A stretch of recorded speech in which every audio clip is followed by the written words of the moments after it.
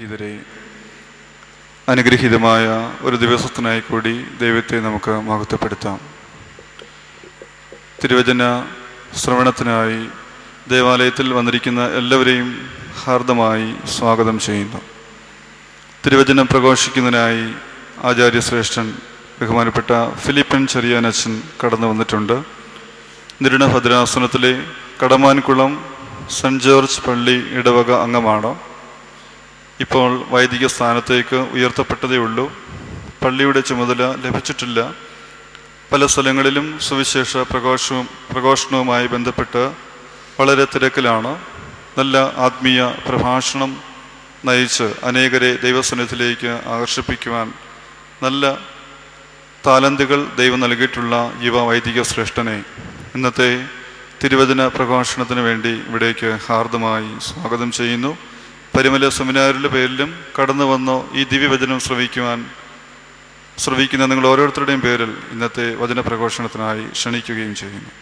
ലോകത്തിലേകയാശ്രയം എന്നേശു മാത്രം ശോകങ്ങളേറി വന്നാലും, ലോകത്തിലേകയാശ്രയം എന്നേശു മാത്രം ശോകങ്ങളേറി വന്നാലും, വേണ്ടായി ലോക ഇമ്പം പ്രിയനേ നീ മതി, വേണ്ടായി ലോക ഇമ്പം പ്രിയനേ നീ മതി. എന്നു വാഴ്ത്തിപ്പാടും ഞാൻ, എന്നും വാഴ്ത്തിപ്പാടും ഞാൻ. ത്രിയേക ദൈവത്തിൻ്റെ ധന്യതിരുനാമത്തിന് മഹത്വമുണ്ടായിരിക്കട്ടെ. ആദരണീയരായ വൈദിക ശ്രേഷ്ഠരെ, കർത്താവിൽ പ്രിയ മാതാപിതാക്കളെ, സഹോദരി സഹോദരങ്ങളെ, വാത്സല്യ കുഞ്ഞുങ്ങളെ, നമ്മുടെ കർത്താവും രക്ഷകനുമാകുന്ന മിശിഹാ തമ്പുരാൻ്റെ രക്ഷാകരമായ കഷ്ടാനുഭവത്തിൻ്റെ മഹത്തരമായ ഈ ദിനത്തിൽ പുണ്യവും പരിപാവനവുമായ ഈ വിശുദ്ധ ദൈവാലയത്തിൽ പരിശുദ്ധൻ്റെ ഖബറിൻ്റെ അരികെ ഒരുമിച്ച് ചേർന്ന് സ്വർഗത്തിലെ മാലാഖമാരെ പോലെ ഗാനങ്ങൾ പാടി ദൈവത്തെ മഹത്വപ്പെടുത്തുവാൻ ബലഹീനരായ നമ്മുടെ നാവുകളെ വലിയവനായ ദൈവം ഒരുമിച്ച് ചേർത്തതോർത്ത് ദൈവത്തെ മഹത്വപ്പെടുത്തുന്നു. തൃത്വനാമത്തിൽ ഏവർക്കും സ്നേഹ അഭിവാദനങ്ങൾ മുന്നമേ അറിയിക്കട്ടെ. പ്രസംഗങ്ങളെക്കാൾ ഏറെ ശക്തി പാട്ടുകൾക്കുണ്ട് എന്നുള്ളത് സംശയമില്ലാത്ത കാര്യമാണ്. കാരണം മനസ്സിൻ്റെ ആനന്ദത്തിൽ നിന്ന്, ജീവിതത്തിൻ്റെ നിരാശയിൽ നിന്ന്, പ്രതിസന്ധികളിൽ നിന്ന്, പ്രലോഭനങ്ങളിൽ നിന്നൊക്കെ മനുഷ്യനെ ചില ഗാനങ്ങൾ രചിക്കുവാൻ പ്രേരിപ്പിച്ചിട്ടുണ്ട്. വിശുദ്ധമായ ജീവിതത്തിന് ചില അടിസ്ഥാന രൂപരേഖ പോലെ അവരുടെ ഓർമ്മക്കുറിപ്പുകൾ വിവിധ സമയങ്ങളിൽ, വിവിധ അവസരങ്ങളിൽ മനോഹരങ്ങളായ ഗാനങ്ങളായി രൂപപ്പെട്ടിട്ടുണ്ട്. നാം ഇന്ന് കാണുന്നത് പോലെ നമ്മുടെ സമൂഹത്തിൽ ഓരോ സീസൺ അനുസരിച്ച് പാട്ടുകൾ വന്നു ചേരാറുണ്ട്. ഓരോ കൺവെൻഷനുകൾ കഴിയുമ്പോൾ അനേകം പാട്ടുകൾ വിരചിതമായി ആലപിച്ച് ആനന്ദിച്ച് ഒരുപക്ഷെ അത് ആ സീസൺ കഴിയുമ്പോൾ മങ്ങിപ്പോകാറുമുണ്ട്.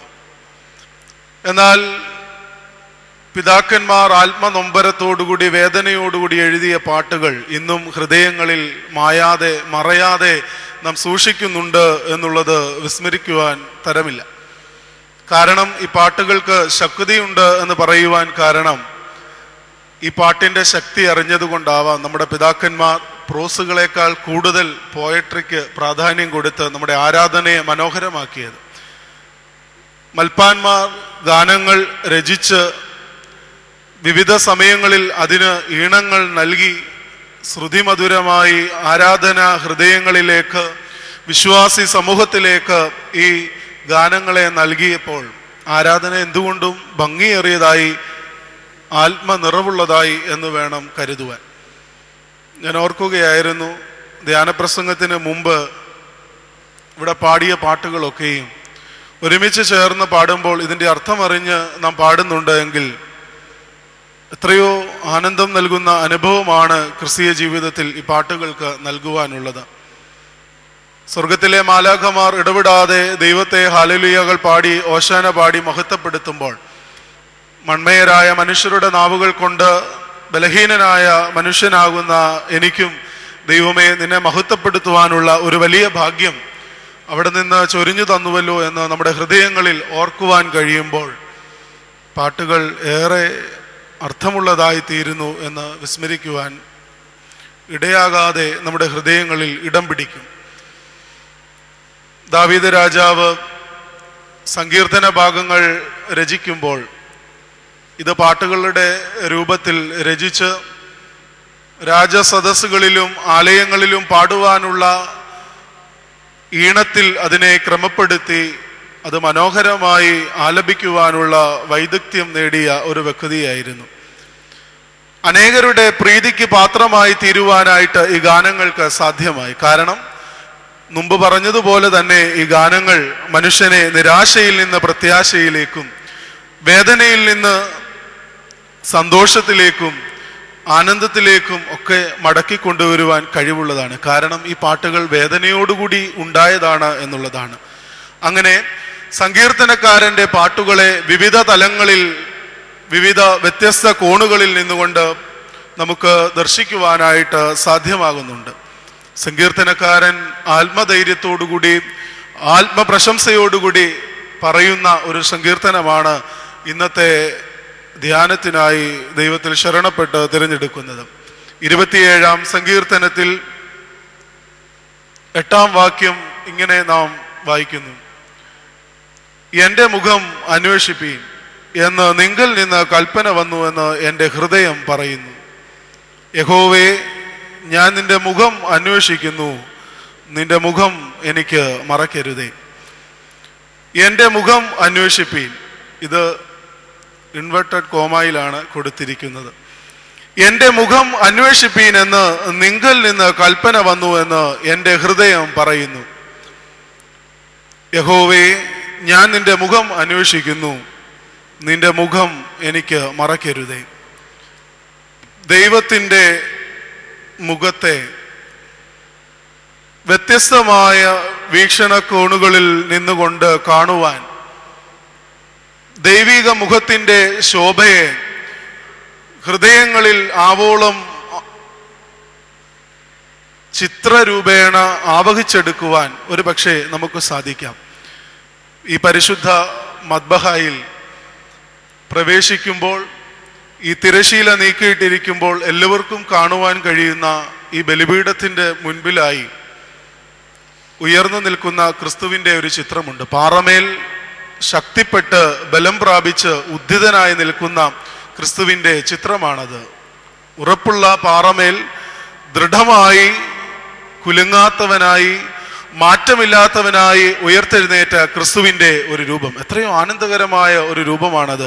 പലപ്പോഴും ഞാൻ വിവിധ സമയങ്ങളിൽ ഈ ദേവാലയത്തിൽ കടന്നു വരുമ്പോൾ ആ ചിത്രത്തിലേക്ക് നോക്കുമ്പോൾ എന്തെന്നില്ലാത്ത ഒരു അനുഭൂതി ഉണ്ടാകാറുണ്ട്. കാരണം ആ ചിത്രത്തിൻ്റെ വലിപ്പമാണോ നമ്മെ ആകർഷിക്കുന്നത്, ഒരു പക്ഷേ ക്രിസ്തുവിൻ്റെ മുഖമാണോ നമ്മെ ആകർഷിക്കുന്നത്, ഒരു പക്ഷേ ആ ചിത്രകാരൻ്റെ കഴിവാണോ നമ്മെ ആകർഷിക്കുന്നത് എന്നുള്ളത് നാം ചിന്തിക്കേണ്ടിയിരിക്കുന്നു. എങ്കിലും എല്ലാവരുടെയും നോട്ടം കിഴക്കുഭാഗത്ത് പ്രതിഷ്ഠിക്കപ്പെട്ടിരിക്കുന്ന പാറമേൽ ഉയർന്നു നിൽക്കുന്ന ഉദ്ധിതനായ മിശിഹാ തമ്പുരാന്റെ ചിത്രമാണ്.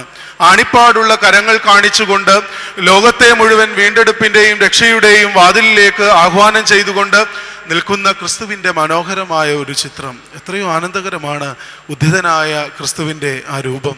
സങ്കീർത്തനക്കാരൻ ആത്മപ്രശംസയോടുകൂടി പറയുകയാണ്, യഹോവ എൻ്റെ വെളിച്ചവും എൻ്റെ രക്ഷയുമാകുന്നു. ഞാൻ ആരെ ഭയപ്പെടുവാനാണ്? ക്രിസ്തു വെളിച്ചമായി പ്രകാശമായി കൂടെ ഇരിക്കുമ്പോൾ ഏത് അന്ധകാരത്തെയാണ് ഞാൻ പേടിക്കേണ്ടുന്നത്? ഇന്ന് പലപ്പോഴും നമുക്ക് നമ്മുടെ ജീവിതത്തിൽ വ്യത്യസ്തങ്ങളായ ഇരുളുകൾ നമ്മെ അലട്ടുന്നുണ്ട്. വീണ്ടും സങ്കീർത്തനക്കാരൻ തുടർന്ന് 3-4 വാക്യങ്ങൾ കഴിഞ്ഞിട്ടാണ് പ്രസ്തുതമായ ഈ വാക്യം അവിടുന്ന് പറയുന്നത്.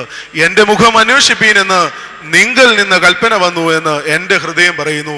യഹോവേ, ഞാൻ നിന്റെ മുഖം അന്വേഷിക്കുന്നു, നിന്റെ മുഖം എനിക്ക് മറച്ചു കളയരുതേ. ദൈവത്തിൻ്റെ മുഖത്തേക്ക് നോക്കി ദൈവിക മുഖത്തിൻ്റെ കാന്തി കണ്ടുകൊണ്ട് ദൈവിക മുഖത്തിൻ്റെ തേജസ്സിനെ അനുഭവമാക്കിക്കൊണ്ട് ദൈവിക ചിന്തകൾ പങ്കുവെക്കുവാൻ നമ്മുടെ ഹൃദയങ്ങളെ വലിയവനായ ദൈവം ഒരുക്കട്ടെ. ഒരു നിമിഷം ദൈവ തിരുമുൻപാകെ നമ്മുടെ തലകളെ വണങ്ങാം. കാരുണ്യവാനായ ദൈവമേ, നിന്റെ കഷ്ടാനുഭവവും പീഡാമരണവും ഞങ്ങളുടെ ഹൃദയങ്ങൾക്ക് വേദനയുടെയും സഹനത്തിൻ്റെയും കാരുണ്യത്തിൻ്റെയും ധൈര്യത്തിൻ്റെയും ഹൃദയവിശാലതയുടെയും അനുഭവങ്ങൾ മാത്രമല്ലല്ലോ, മറിച്ച് വിജയത്തിൻ്റെയും രക്ഷയുടെയും ആനന്ദത്തിൻ്റെയും നിമിഷങ്ങളായി നീ അവിടുന്ന് രൂപാന്തരപ്പെടുത്തിയതാൽ അങ്ങയെ ഞങ്ങൾ മഹത്വപ്പെടുത്തുന്നു. കാൽവറി ക്രൂശിലെ പരമയാഗത്താൽ വീണ്ടെടുപ്പിൻ്റെ വലിയ രക്ഷയിലേക്ക് ഞങ്ങളെ അവിടുന്ന് ഒരുമിച്ച് ചേർത്തതിനാൽ നിന്നെ മഹത്വപ്പെടുത്തുന്നു. ആത്മാർത്ഥമായി നിന്റെ മുഖത്തെ അന്വേഷിപ്പാൻ അടിയങ്ങളെ അവിടുന്ന് ഒരുക്കണമേ. തിരുവചനത്തിൻ്റെ സത്യങ്ങളെ കാണുവാൻ ഞങ്ങളുടെ കണ്ണുകളെ അവിടുന്ന് തുറക്കണമേ. ആത്മനിലങ്ങളെ അവിടുന്ന് ഒരുക്കണമേ. ഞങ്ങളെല്ലാവരും ഒരുമിച്ച് അവിടുത്തേക്ക് സ്തുതിയും ആരാധനയും അർപ്പിക്കുവാനായിട്ട് തന്നെ ആമേൻ. ക്രിസ്തുവിൻ്റെ മുഖം അന്വേഷിക്കുവാൻ ദൈവിക അരുളപ്പാട് ലഭിച്ച ദാവീദ് രാജാവ് രാജസദസ്സിൽ കയറിയും ഇറങ്ങിയും ഗാനങ്ങൾ ആലപിച്ച് സദസ്യരെ ആനന്ദിപ്പിക്കുക മാത്രമല്ല ഗാന രചയിതാവിൻ്റെയും ഗാന ആലാപകൻ്റെയും ഉദ്ദേശം, മറിച്ച് താൻ ദർശിച്ച ദൈവിക അനുഭവത്തെ, താൻ അനുഭവിച്ചറിഞ്ഞ ദൈവിക രക്ഷയെ അനേകർക്ക് പകർന്നു കൊടുക്കണം. ഇത് ക്രിസ്തീയമായ ഒരു ഉത്തരവാദിത്വത്തിൻ്റെ ഒരു ഭാഗമാണ്. അങ്ങനെയായിരുന്നല്ലോ തിരുവചനത്തിൽ നാം കണ്ടെത്തുന്ന എല്ലാ സുവിശേഷകരും. 4 സുവിശേഷങ്ങളിൽ നാം കണ്ടെത്തുന്ന അനേക വ്യത്യസ്ത മുഖങ്ങളെ നിങ്ങൾക്ക് പരിചിതമാണ് എന്ന് ഞാൻ പ്രത്യാശിക്കട്ടെ. ശമരിയാക്കാരി സ്ത്രീയെ യേശുവിനെ അറിഞ്ഞിട്ട് ഉള്ളത് മുഴുവൻ ഇട്ടിട്ട് ഓടിപ്പോകുമ്പോൾ സുവിശേഷം അറിയിച്ചു കൊണ്ടുപോകുന്നു. പുതപ്പ് മാത്രം സ്വന്തമായിട്ടുള്ള തിമായിയുടെ പുത്രൻ ബർത്തിയുമായി ക്രിസ്തുവിനെ കണ്ടിട്ട് ആനന്ദം പൂണ്ട് അവൻ്റെ പിന്നാലെ അനുഗമിക്കുന്നു, ഉള്ളതിനെ കളഞ്ഞിട്ട്.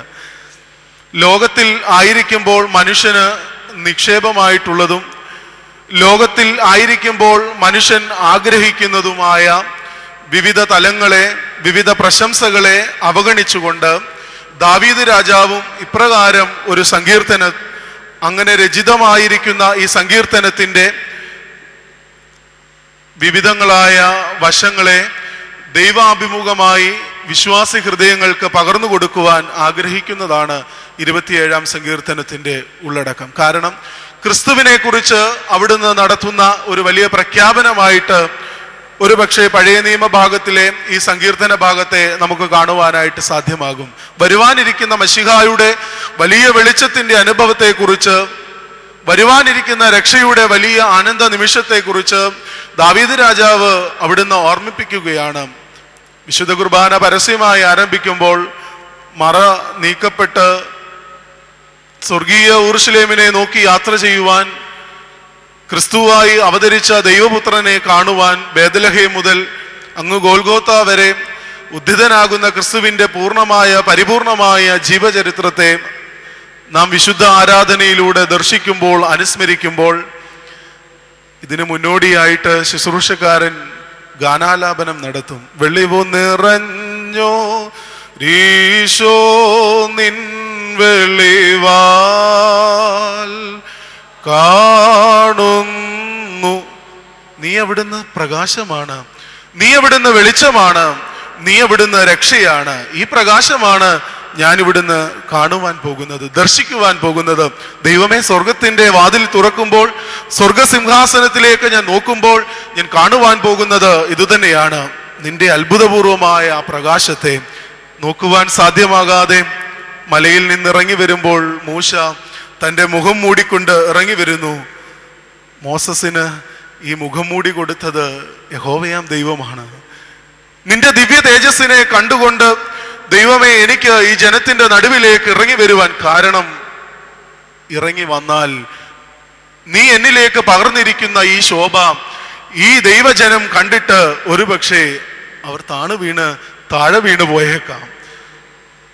മേൽപ്പട്ടക്കാർ മുഖംമൂടി ധരിച്ചുകൊണ്ട്, മസനബ്സ ധരിച്ചുകൊണ്ട്, പത്രസീന് മുകളിലൂടെ ശീലമുടി വലിച്ചിട്ടുകൊണ്ട് ജനത്തെ അഭിവാദനം ചെയ്യുവാനായി വിശുദ്ധാരാധനയിൽ പടിഞ്ഞാറോട്ട് വരാറുണ്ട്. ധൂപാർപ്പണത്തോടുകൂടി വരുമ്പോൾ ദൈവിക തേജസ്സിനെ പ്രാപിച്ച് ദൈവമേ, മഹാവിശുദ്ധ സ്ഥലത്ത് നിന്ന് ഈ ദിവ്യമായ ജ്യോതിസിനെ തൻ്റെ ജനത്തിലേക്ക് പകർന്നു കൊടുക്കുവാനായി ഞാൻ ഒരുങ്ങുമ്പോൾ ഈ ശോഭ കണ്ടിട്ട് വീണുപോകുന്നവരായി തീരുവാനല്ല, മറിച്ച് നിന്റെ വെളിവാൽ ഞങ്ങൾ വെളിച്ചം കാണുന്നു എന്ന് പാടിയതുപോലെ ആ പ്രകാശത്താൽ ഞങ്ങൾ സത്യമായ പ്രകാശത്തെ മുഴുവനായി അവിടുന്ന് സ്വീകരിക്കുന്നു എന്ന് ഏറ്റുപറയുവാൻ ഇടയാകുന്നത് പോലെ ദൈവമേ, ഞങ്ങളെയും പ്രകാശിപ്പിക്കണമേ എന്നുള്ള ഒരു ആത്മനൊമ്പരത്തിൻ്റെ പ്രാർത്ഥനയാണ് വിശുദ്ധ കുർബാനയിൽ ആദ്യമായി നാം കേൾക്കുന്ന ആ ഗീതം.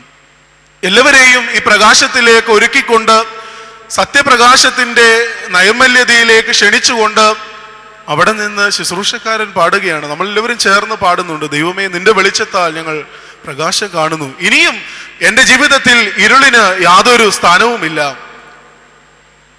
അതുകൊണ്ടാണ് സങ്കീർത്തനക്കാരൻ 27-ാം സങ്കീർത്തനത്തിൽ ആദ്യ ഭാഗത്ത് ഓർമ്മിപ്പിക്കുന്നത്, യഹോവ എൻ്റെ വെളിച്ചവും എൻ്റെ രക്ഷയുമാകുന്നു, ഞാൻ ആരെ ഭയപ്പെടും. ഇനിയും എനിക്ക് പേടിക്കുവാനായി ലോകത്തിൽ യാതൊന്നുമില്ല, കാരണം ക്രിസ്തു എൻ്റെ വെളിച്ചമായി എന്ന് പുതിയ നിയമത്തിൽ നാം കാണുന്നുണ്ട്. ഞാൻ ലോകത്തിൻ്റെ വെളിച്ചമാകുന്നു എന്ന് ഞാനാകുന്നു എന്നുള്ള ക്രിസ്തുവിൻ്റെ 7 പ്രബോധനങ്ങൾ സുപരിചിതമാം. ലോകത്തിൻ്റെ വെളിച്ചമായി തീരുവാൻ വരം ലഭിച്ചവൻ ക്രിസ്തു മാത്രമാണ്. സ്നേഹത്തിൻ്റെ മൂർത്തിമത് ഭാവമായി അവിടുന്ന് തീരുവാൻ വരം ലഭിച്ചത് ക്രിസ്തു മാത്രമാണ്. ഭാഗ്യസ്മരണാർഹനായ വലിയ തിരുമേനി എപ്പോഴും ഓർമ്മിപ്പിക്കുന്ന ഒരു സംഗതി ഉണ്ടായിരുന്നു, ഒരു മതഗ്രന്ഥത്തിലും നിങ്ങൾക്ക് കാണുവാൻ കഴിയില്ല ദൈവം സ്നേഹമാകുന്നു എന്ന്, എന്നാൽ വിശുദ്ധ വേദപുസ്തകത്തിൽ മാത്രമായി നിങ്ങൾ ഇതിനെ കാണുന്നില്ലേ എന്ന്. വിശുദ്ധ വേദപുസ്തകത്തിൽ മാത്രമായി സ്നേഹമായി തീരുന്ന ദൈവത്തെക്കുറിച്ച്, നാം ഒന്നും കൊടുക്കാതെ നമ്മെ സ്നേഹിച്ച ദൈവത്തിൻ്റെ വലിയ വെളിച്ചം, വലിയ സ്നേഹം, വലിയ പ്രകാശം, ഇത് നമ്മുടെ ഹൃദയത്തിൽ ആവഹിക്കുവാൻ നമുക്ക് സാധിക്കുന്നുണ്ടോ? പകരത്തിന് പകരം നൽകുന്ന സംസ്കാരത്തിൽ ഞാനും നിങ്ങൾ നിൽക്കുകയാണ്. നിലം തൊടാതെ മനുഷ്യൻ ഇന്ന് നടന്നുകൊണ്ടിരിക്കുക ഫ്ലാറ്റിന്റെ സംസ്കാരമാണ്. കാറിൽ നിന്ന് നേരെ ഫ്ലാറ്റിലേക്ക്, ഫ്ലാറ്റിൽ നിന്ന് നേരെ കാറിലേക്ക്. മനുഷ്യന് മണ്ണിൽ ചവിട്ടുവാൻ നേരമില്ലാതെ പോകുന്നു. അയൽബന്ധങ്ങൾ വേണ്ടാതെ പോകുന്നു. സ്നേഹബന്ധത്തിന് ഇടർച്ച വന്നിരിക്കുന്നു.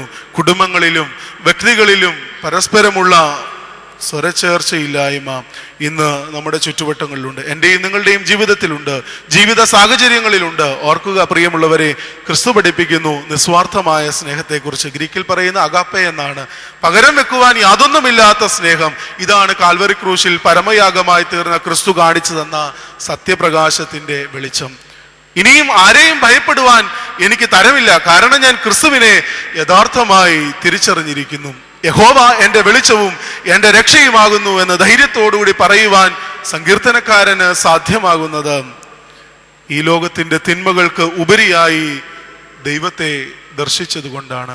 ഈ ലോകത്തിൻ്റെ ചിന്തകൾക്ക് ഉപരിയായി ദൈവസ്നേഹത്തെ ദർശിച്ചതുകൊണ്ടാണ്. ഓർക്കുക, എൻ്റെ മുഖം അന്വേഷിപ്പീൻ എന്ന് നിങ്ങൾ നിന്ന് കൽപ്പന വന്നു എന്ന് എൻ്റെ ഹൃദയം പറയുന്നു. ദാവീദ് രാജാവ് ആത്മവേദനയോടുകൂടി പ്രശംസയോടുകൂടി ഒരുപക്ഷെ ഇത് പറഞ്ഞേക്കാം.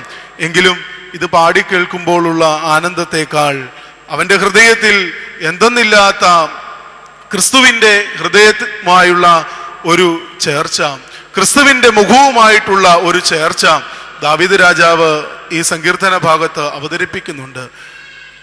ക്രിസ്തുവിൻ്റെ മുഖത്തേക്ക് നോക്കുവാനുള്ള ആഹ്വാനം ലഭിച്ച, ക്രിസ്തുവിൻ്റെ മുഖത്തേക്ക് നോക്കി ആ തിരുമുഖത്തിൻ്റെ കാന്തി കണ്ട് ശോഭ കണ്ട് അവിടെ നിന്ന് ആനന്ദിക്കുവാനായിട്ട് ഒരുങ്ങുന്ന എന്നെയും നിങ്ങളെയും സംബന്ധിച്ച് ഈ വാക്യം എത്രയോ അർത്ഥപൂർണമാണ്.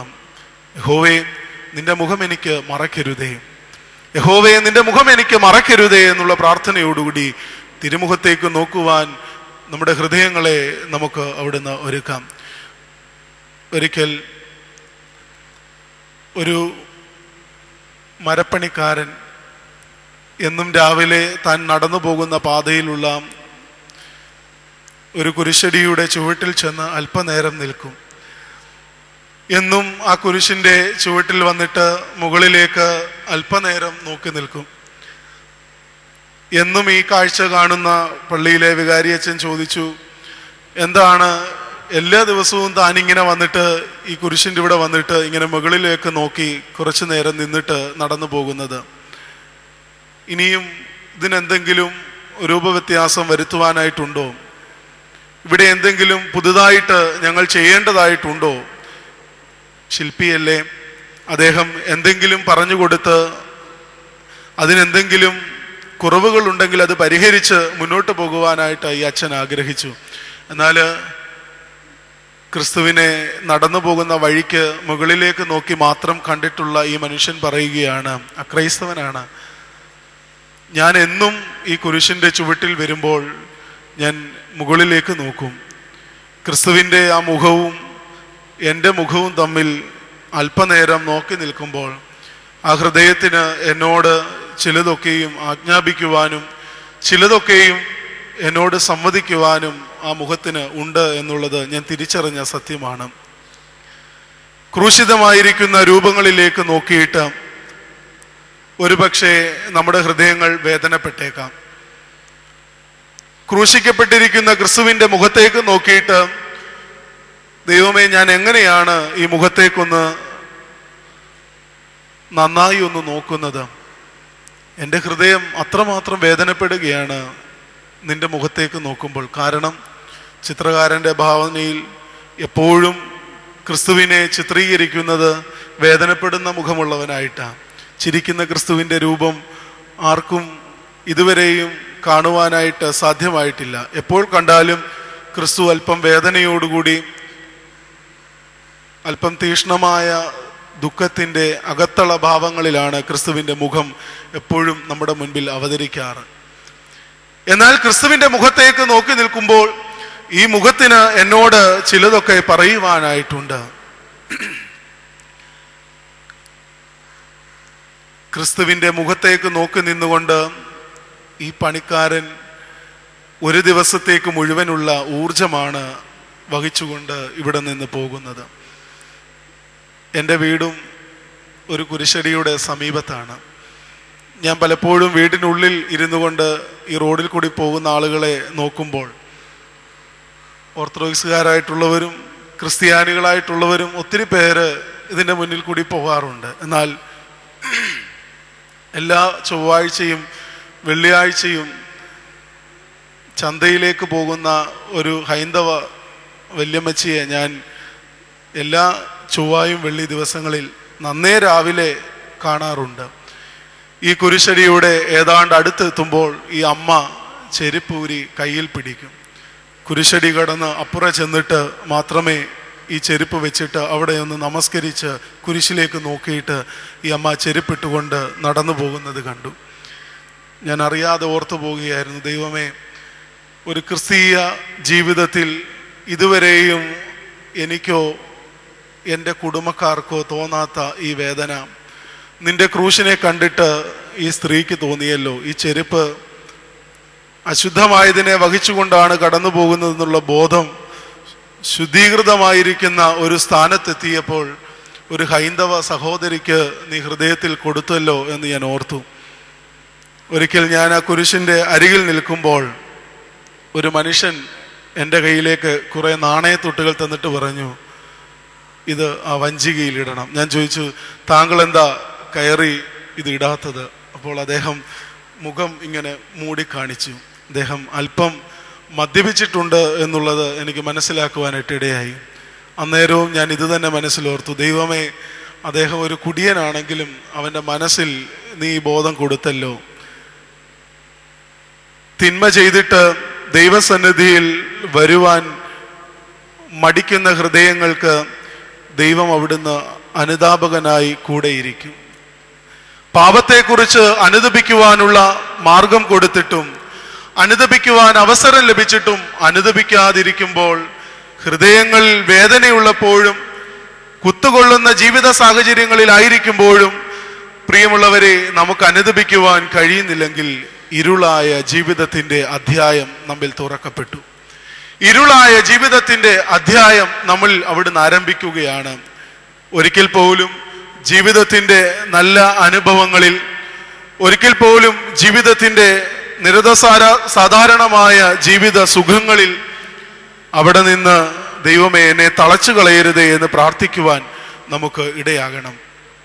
ലോകത്തെ നോക്കിയിട്ട് യേശു തമ്പുരാൻ പറയുന്നു, ലോകത്തിൽ നിങ്ങൾക്ക് കഷ്ടമുണ്ട്, എങ്കിലും നിങ്ങൾ ധൈര്യപ്പെടുവീൻ, ഞാൻ ലോകത്തെ ജയിച്ചിരിക്കുന്നു. വിശുദ്ധ യോഹന്നാന്റെ സുവിശേഷം 16-ാം അധ്യായത്തിൽ നാം വായിക്കുന്നുണ്ട്.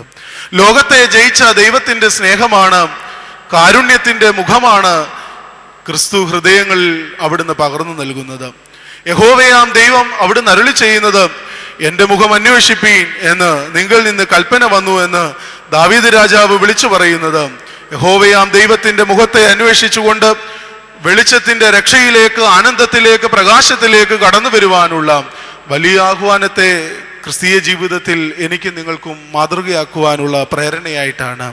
മുമ്പ് ഓർമ്മിപ്പിച്ചതുപോലെ രാജസദസ്സിൽ നിന്ന് ലഭിക്കുന്ന പ്രീതി മാത്രമല്ല, ആരാധനയിലൂടെ ലഭിക്കുന്ന ആനന്ദം മാത്രവുമല്ല, മറിച്ച് ഇതൊരു സുവിശേഷീകരണത്തിന്റെ അനുഭവം കൂടിയായിരുന്നു ദാവീദിന്. കാരണം ദാവീദ് രാജാവ് വരുവാനിരിക്കുന്ന മശിഹായെ കുറിച്ച് യഹോവയാം ദൈവത്തിന്റെ അരുളപ്പാടുകളെ കേട്ടിട്ട് ദൈവജനത്തോട് പറയുകയാണ്, യഹോവേ നീ എന്റെ വെളിച്ചവും എന്റെ രക്ഷയുമാകുന്നു, യഹോവേ നിന്റെ മുഖം അന്വേഷിപ്പീൻ എന്ന് നിങ്ങൾ നിന്ന് കൽപ്പന വന്നു എന്ന് എന്റെ ഹൃദയം പറയുന്നു. ഇങ്ങനെ ആത്മധൈര്യത്തോടുകൂടി പറയണമെങ്കിൽ ദൈവിക അനുഭവം ഹൃദയങ്ങളിൽ ജനിക്കണം. ദാവീദ് രാജാവ് തൻ്റെ ഹൃദയത്തിൽ അവിടെ നിന്ന് ക്രിസ്തുവിനെ കാണുന്നത് പ്രസന്നമായ മുഖത്തോടു കൂടിയിരിക്കുന്ന ക്രിസ്തുവിൻ്റെ രൂപമാണ്. മുമ്പ് ഓർമ്മിപ്പിച്ചുവല്ലോ, ക്രിസ്തുവിൻ്റെ രൂപത്തെ എപ്പോഴും നമ്മുടെ മുൻപിൽ ചിത്രകാരന്മാർ അവതരിപ്പിക്കുന്നത് വേദനപ്പെടുന്ന ക്രിസ്തുവിൻ്റെ മുഖമായിട്ടാണ്. അതൊരു പക്ഷേ ചിരിക്കുന്ന ക്രിസ്തുവിനെ കണ്ടാൽ ഭക്തി കുറഞ്ഞു പോകുമോ എന്ന് എനിക്ക് തോന്നുന്നില്ല. കാരണം പ്രസന്നമായ ഒരു ഫേസ്, ഇത് നല്ല ഒരു അനുഭവമാണ്. റേഡിയൽ ഫേസ് എന്ന് വേണമെങ്കിൽ പറയാം. എപ്പോഴും പ്രസന്നവദനായിരിക്കുന്ന ഒരു മുഖം, അത് മറ്റുള്ളവർക്ക് ആനന്ദം നൽകുന്ന ഒന്നാണ്. യോഹന്നാന്റെ സുവിശേഷത്തിൽ 15-ാം അധ്യായത്തിൽ നാം വായിക്കുന്നുണ്ട്, എൻ്റെ സന്തോഷം നിങ്ങളുടെ ഉള്ളിലാകുവാനായിട്ട്, എൻ്റെ സന്തോഷം നിങ്ങളിൽ പൂർണ്ണമാകേണ്ടതിന്, എൻ്റെ സന്തോഷം നിങ്ങളോടുകൂടെ ഇരിക്കേണ്ടതിന്. ഇങ്ങനെ വ്യത്യസ്തമായ സന്തോഷത്തിൻ്റെ അനുഭവങ്ങളെ വിശുദ്ധ യോഹന്നാന്റെ സുവിശേഷത്തിൽ നാം കാണുന്നുണ്ട്. സന്തോഷം പൂർണ്ണമാകുക, എൻ്റെ സന്തോഷം നിങ്ങളിലാകുക, ഞാൻ അനുഭവിക്കുന്ന സന്തോഷം നിന്റെ സന്തോഷമായി മാറുവാൻ ക്രിസ്തുവിൻ്റെ മുഖം അവിടുന്ന് പ്രസന്നവദമായ ഒരു മുഖത്തോടുകൂടി നമ്മോട് സംവദിക്കുവാൻ തയ്യാറായി കഴിഞ്ഞു. പ്രിയമുള്ളവരെ, നമ്മോട് ചിരിക്കുന്നവരോട് മറിച്ചൊന്ന് ചിരിക്കുവാൻ പോലും ഒരു പക്ഷേ നമുക്ക് നേരമില്ലാതിരിക്കാം. നമ്മെ കൈകൂപ്പി കാണിക്കുന്നവരോട് ഒരു നിമിഷം ഒന്ന് കരങ്ങൾ കൂപ്പിക്കാണിക്കുവാൻ ഒരു പക്ഷേ നമുക്ക് സാധ്യമാകാതെ വന്നേക്കാം. ഓർക്കുക, അപരനിലെ ഈശ്വരനെ കാണുമ്പോഴാണ്, അപരനെ കാണുമ്പോൾ നാം നമസ്തേ പറയുന്നത്, നമസ്കാരം ചെയ്യുന്നത്. നമ്മളെല്ലാവരും പറയും സന്ധ്യാ നമസ്കാരം, പ്രഭാത നമസ്കാരം. എന്താണ്? സന്ധ്യയാണോ നമസ്കരിക്കുന്നത്? പ്രഭാതത്തെയാണോ നമസ്കരിക്കുന്നത്? അല്ല, മറിച്ച് സന്ധ്യായാമത്തിൽ തിരുസന്നിധിയിൽ ഒരുമിച്ച് ചേർന്ന് വന്ന് ദൈവത്തെ അവിടുന്ന് നമസ്കരിക്കുകയാണ്. ഇതുകൊണ്ട് ഈ ആരാധനയ്ക്ക് ഒരു പ്രാമുഖ്യമുണ്ട്. ഒരിക്കൽ സെമിനാരിയിൽ പഠിച്ചുകൊണ്ടിരുന്ന സമയത്ത് ഫീൽഡ് വർക്കിന് എനിക്ക് പരമല സെമിനാരി 2-3 മാസം താമസിക്കേണ്ടതായിട്ട് വന്നു. 2008 ഈ സമയത്ത് ഇവിടെ നേതൃത്വം നൽകുവാൻ കടന്നു വന്ന ഒരു അച്ഛൻ, എല്ലാ യാമത്തിലും ഇവിടെ പ്രാർത്ഥന നടക്കുന്നുണ്ടല്ലോ, എല്ലാ കൃത്യയാമത്തിലും ഇവിടെ പ്രാർത്ഥന നടക്കുന്നുണ്ട്, നിങ്ങൾ സെമിനാരിക്കാർക്കെല്ലാം ഇതിൽ വന്ന് പങ്കെടുക്കുവാനായിട്ട് സാധിക്കുന്നുണ്ടല്ലോ, ഇത് തന്നെ ഒരു വലിയ ഭാഗ്യമാണെന്ന് പറഞ്ഞു. അപ്പോൾ അന്നൊക്കെ സെമിനാരി പോയതേ ഉള്ളൂ, എല്ലാ സമയവും പ്രാർത്ഥിച്ചുകൊണ്ടിരിക്കണമെന്നൊക്കെ പറയുമ്പോൾ ഒരു പക്ഷേ ശകലം നീരസഭാവത്തോടു കൂടിയൊക്കെ നോക്കിക്കാണുന്ന ഒരു കൂട്ടത്തിലായിരുന്നു ഞാനും. എന്നാൽ രാവിലെ വിശുദ്ധ കുർബാനയൊക്കെ കഴിഞ്ഞ് വീണ്ടും 10 മണിക്ക് വീണ്ടും പള്ളിയിൽ വന്ന് 3-ാം മണിയുടെ നമസ്കാരം നടത്തണമെന്ന് പറയുമ്പോൾ വീണ്ടും ആ മുഖത്തേക്ക് ഞങ്ങൾ, എൻ്റെ കൂടെയുള്ള സഹപാഠിയും ഞാനും ഒക്കെ നോക്കി. എന്നിട്ട് പറഞ്ഞു, ബാ നമുക്കും പള്ളിയിൽ പോകാം. ഈ ആരാധന കഴിഞ്ഞ് ഇവിടെ നിന്ന് അങ്ങോട്ട് നടക്കുമ്പോൾ അച്ഛൻ എന്നോട് പറഞ്ഞു, ബ്രദറെ, പ്രാർത്ഥിച്ചില്ലെങ്കിലും ഒരു നിമിഷം ഈ സമയത്ത് കൃത്യമായിട്ട് ഇവിടെ വരുവാനായിട്ട് സാധിച്ചതിൽ എത്രയോ ആനന്ദം ഹൃദയത്തിനുണ്ട് എന്നുള്ളത് വാസ്തവമായ സംഗതിയാണ്. ഓരോ യാമത്തെയും പിതാക്കന്മാർ ക്രമീകരിച്ച് നൽകിയിരിക്കുന്നത് നമുക്ക് ഒത്തിരി നേരമൊന്നും പ്രാർത്ഥിക്കാനില്ല എങ്കിലും ആ യാമം ഒന്ന് മനസ്സിലാക്കി തിരിച്ചറിഞ്ഞ് ഒരു നിമിഷമെങ്കിലും ആ സന്നിധിയിലൊന്ന് വരുവാൻ ഭാഗ്യം ലഭിച്ചാൽ അത് ജീവിതത്തിൻ്റെ വലിയ നിർണായക നിമിഷമാകും, മറക്കുവാനാകാത്ത നിമിഷമാകും എന്നുള്ളത് വിസ്മരിച്ചു പോകരുത്. നമുക്ക് ഒത്തിരി വേവലാതികളും പരാതികളും ഒക്കെ പറയുവാനായിട്ടുണ്ട് ദൈവത്തോട്. എങ്കിലും ദൈവമേ, പ്രാർത്ഥിക്കുവാൻ ഒരു നിമിഷം എൻ്റെ ജീവിതത്തിൽ നീ നൽകിയ ഈ വലിയ ഭാഗ്യം ഇവിടെ ഒന്ന് വരുവാൻ സാധ്യമായി. എത്രയോ പേർക്ക് ഈ അവസരം ലഭിക്കാതെ പോയതല്ലേ. കേരളത്തിന് പുറത്ത് യാത്ര ചെയ്തിട്ടുള്ളവർക്കറിയാം, ഒരു കുരിശ് ഒന്ന് വച്ചിട്ട് അതിനു മുൻപിൽ ഒരു നിമിഷം ഒന്ന് പ്രാർത്ഥിക്കുവാനായിട്ട് സമയം കിട്ടാതെയും സാഹചര്യം കിട്ടാതെയും ഇരിക്കുന്ന ആളുകളെ ഞാൻ പരിചയപ്പെട്ടിട്ടുണ്ട്. നിങ്ങൾ ഓരോരുത്തരും പരിചയപ്പെട്ടിട്ടുണ്ടാവാം. നമ്മുടെ ജീവിതത്തിൽ ദൈവം അവിടുന്ന് എത്രയോ വലിയൊരു അനുഭവമാണ് ഈ തന്നിരിക്കുന്നത്. എത്രയോ ആളുകൾ ഇന്ന് പരിമലയിൽ വരണമെന്ന് ആഗ്രഹിച്ചിട്ട് സാധിക്കാതെ പോയിട്ടുണ്ട്, ഇല്ലേ? ഞാൻ ഇന്നലെ വൈകിട്ടാണ് തീരുമാനമെടുത്ത് ഇങ്ങോട്ട് വരണമെന്നുള്ളത്. ഇവിടെ ഇരിക്കുന്നവർ എത്രയോ ദിവസങ്ങൾക്ക് മുമ്പ് തീരുമാനങ്ങൾ എടുത്തിട്ട് പരിമലയിലേക്ക് കടന്നു വന്നിട്ടുള്ളവരാണ്. പ്രാർത്ഥിക്കുവാൻ ഈ വെള്ളിയാഴ്ച പോകണം, പരിമലയിൽ ധ്യാനത്തിൽ സംബന്ധിക്കണമെന്ന് ഹൃദയത്തിൽ അനേക ദിവസങ്ങൾക്ക് മുൻപ് ആലോചിച്ചുറപ്പിച്ചവരാണ് കടന്നു വന്നിരിക്കുന്നത്. ഇത് ദൈവം നൽകിയ അവസരങ്ങളാണ്, ദൈവം നൽകിയ സമയമാണ്.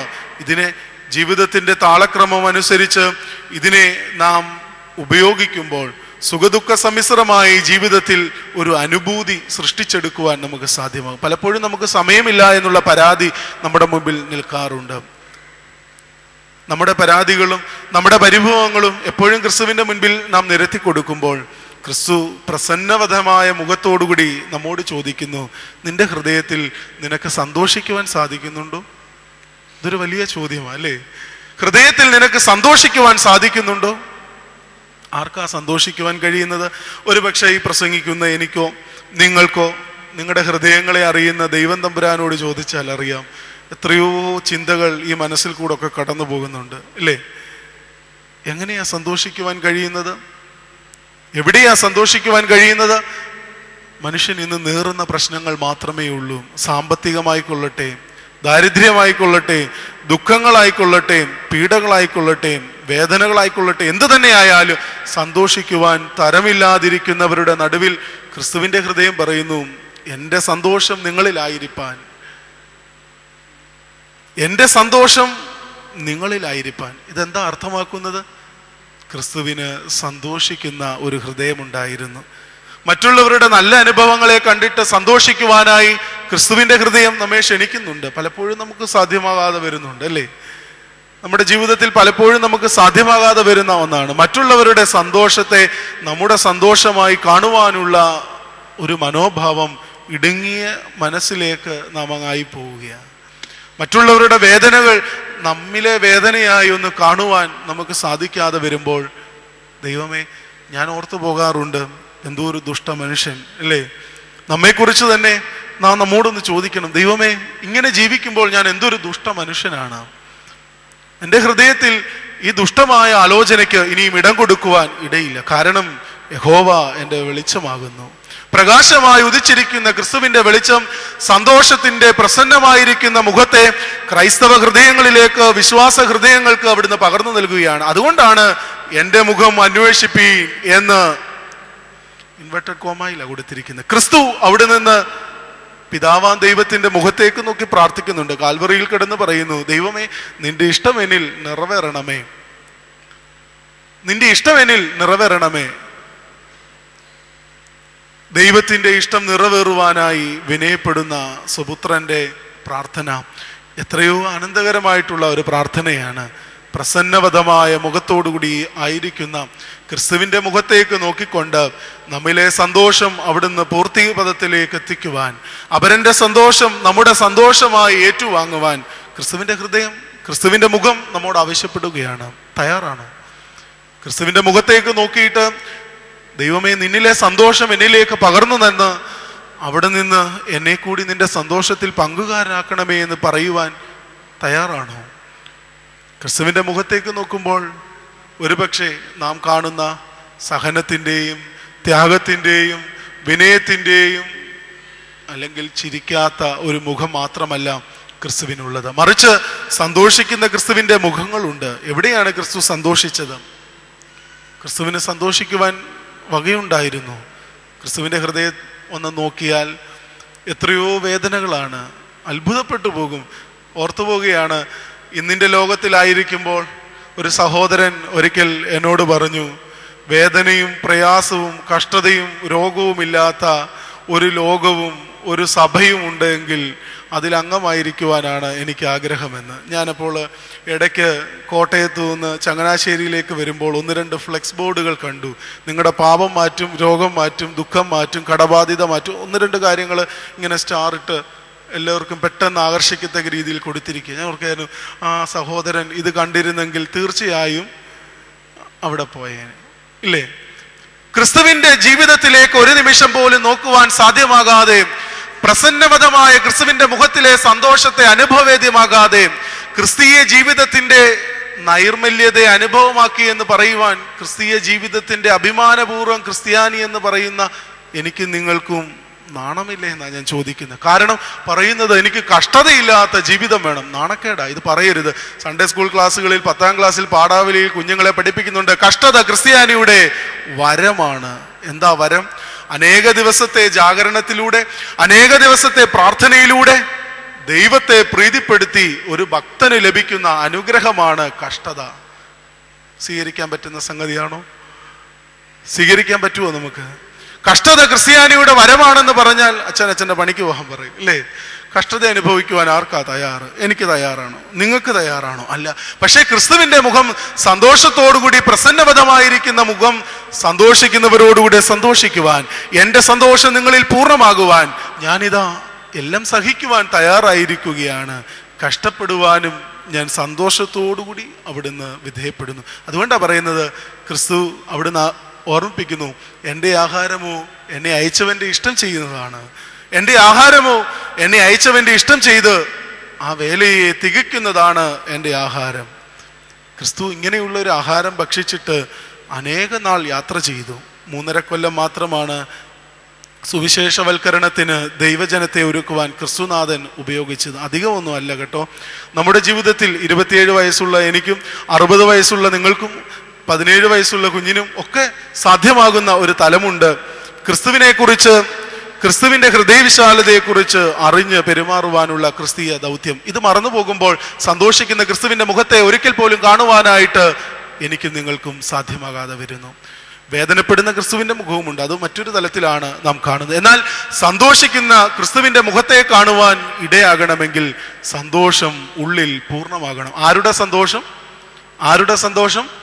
ക്രിസ്തുവിന്റെ സന്തോഷം. ക്രിസ്തുവിന്റെ സന്തോഷം ഉള്ളിൽ പൂർണ്ണമാകുമ്പോൾ മാത്രമാണ് നിനക്ക് അപരന്റെ സന്തോഷം നിന്റെ സന്തോഷമാകുന്നു. ഇന്ന് പലപ്പോഴും അയൽവക്കക്കാരൻ്റെ സന്തോഷം എൻ്റെ സന്തോഷമാണെന്ന് പറയുവാൻ എനിക്ക് സാധ്യമാകുമെന്ന് എനിക്ക് തോന്നുന്നില്ല.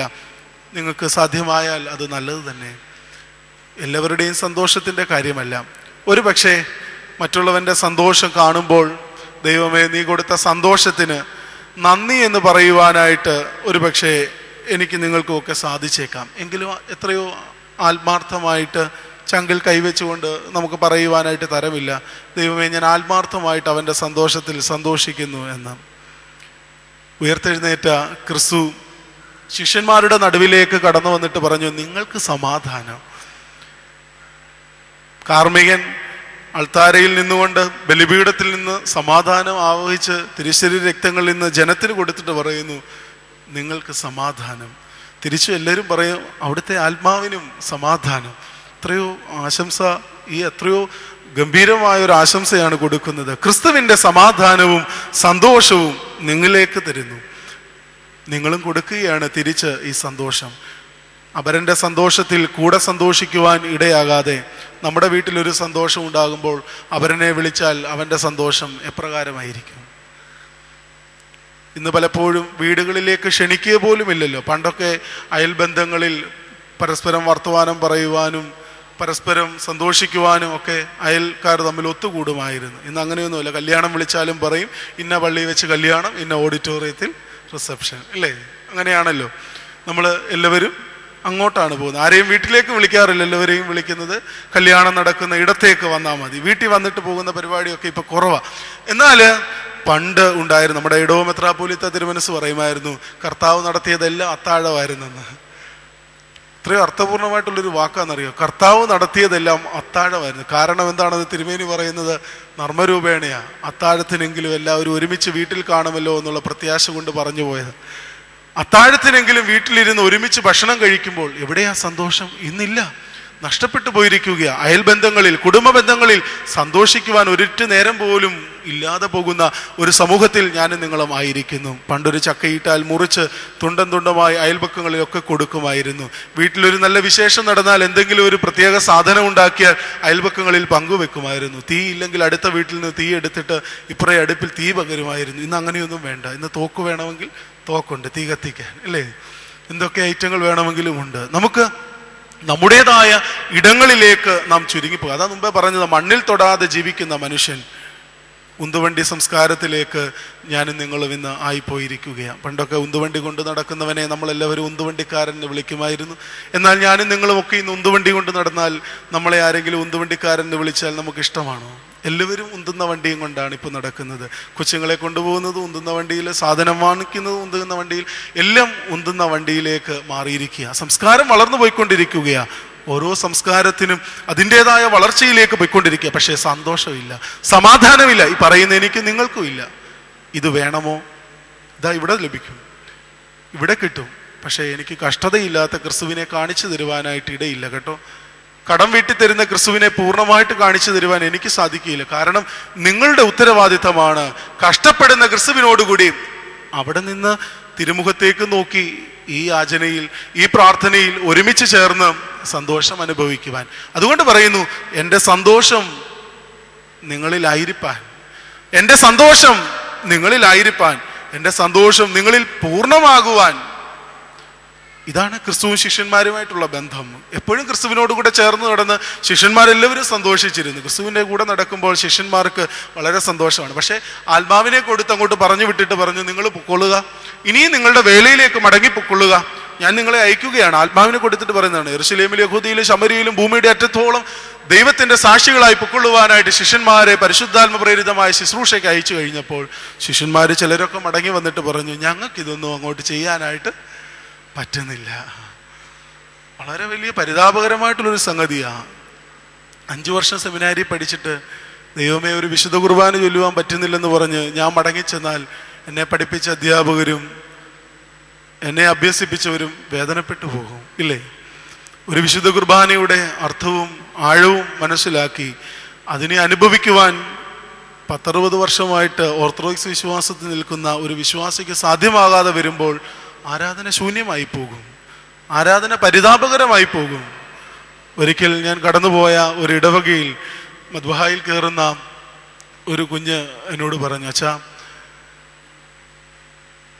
എല്ലാ ഞായറാഴ്ചയും ഒരേ നാടകമാണല്ലേ ഈ അച്ഛന്മാര് ഇവിടെ അഭിനയിക്കുന്നത് എന്ന്. സങ്കടം തോന്നിപ്പോയി. കാരണം വസ്ത്രം മാത്രമല്ലേ മാറുന്നുള്ളൂ. ഓരോ ആഴ്ച അച്ഛൻ വ്യത്യസ്തമായ കാപ്പാകൾ ധരിക്കുന്നുണ്ട്, അല്ലേ?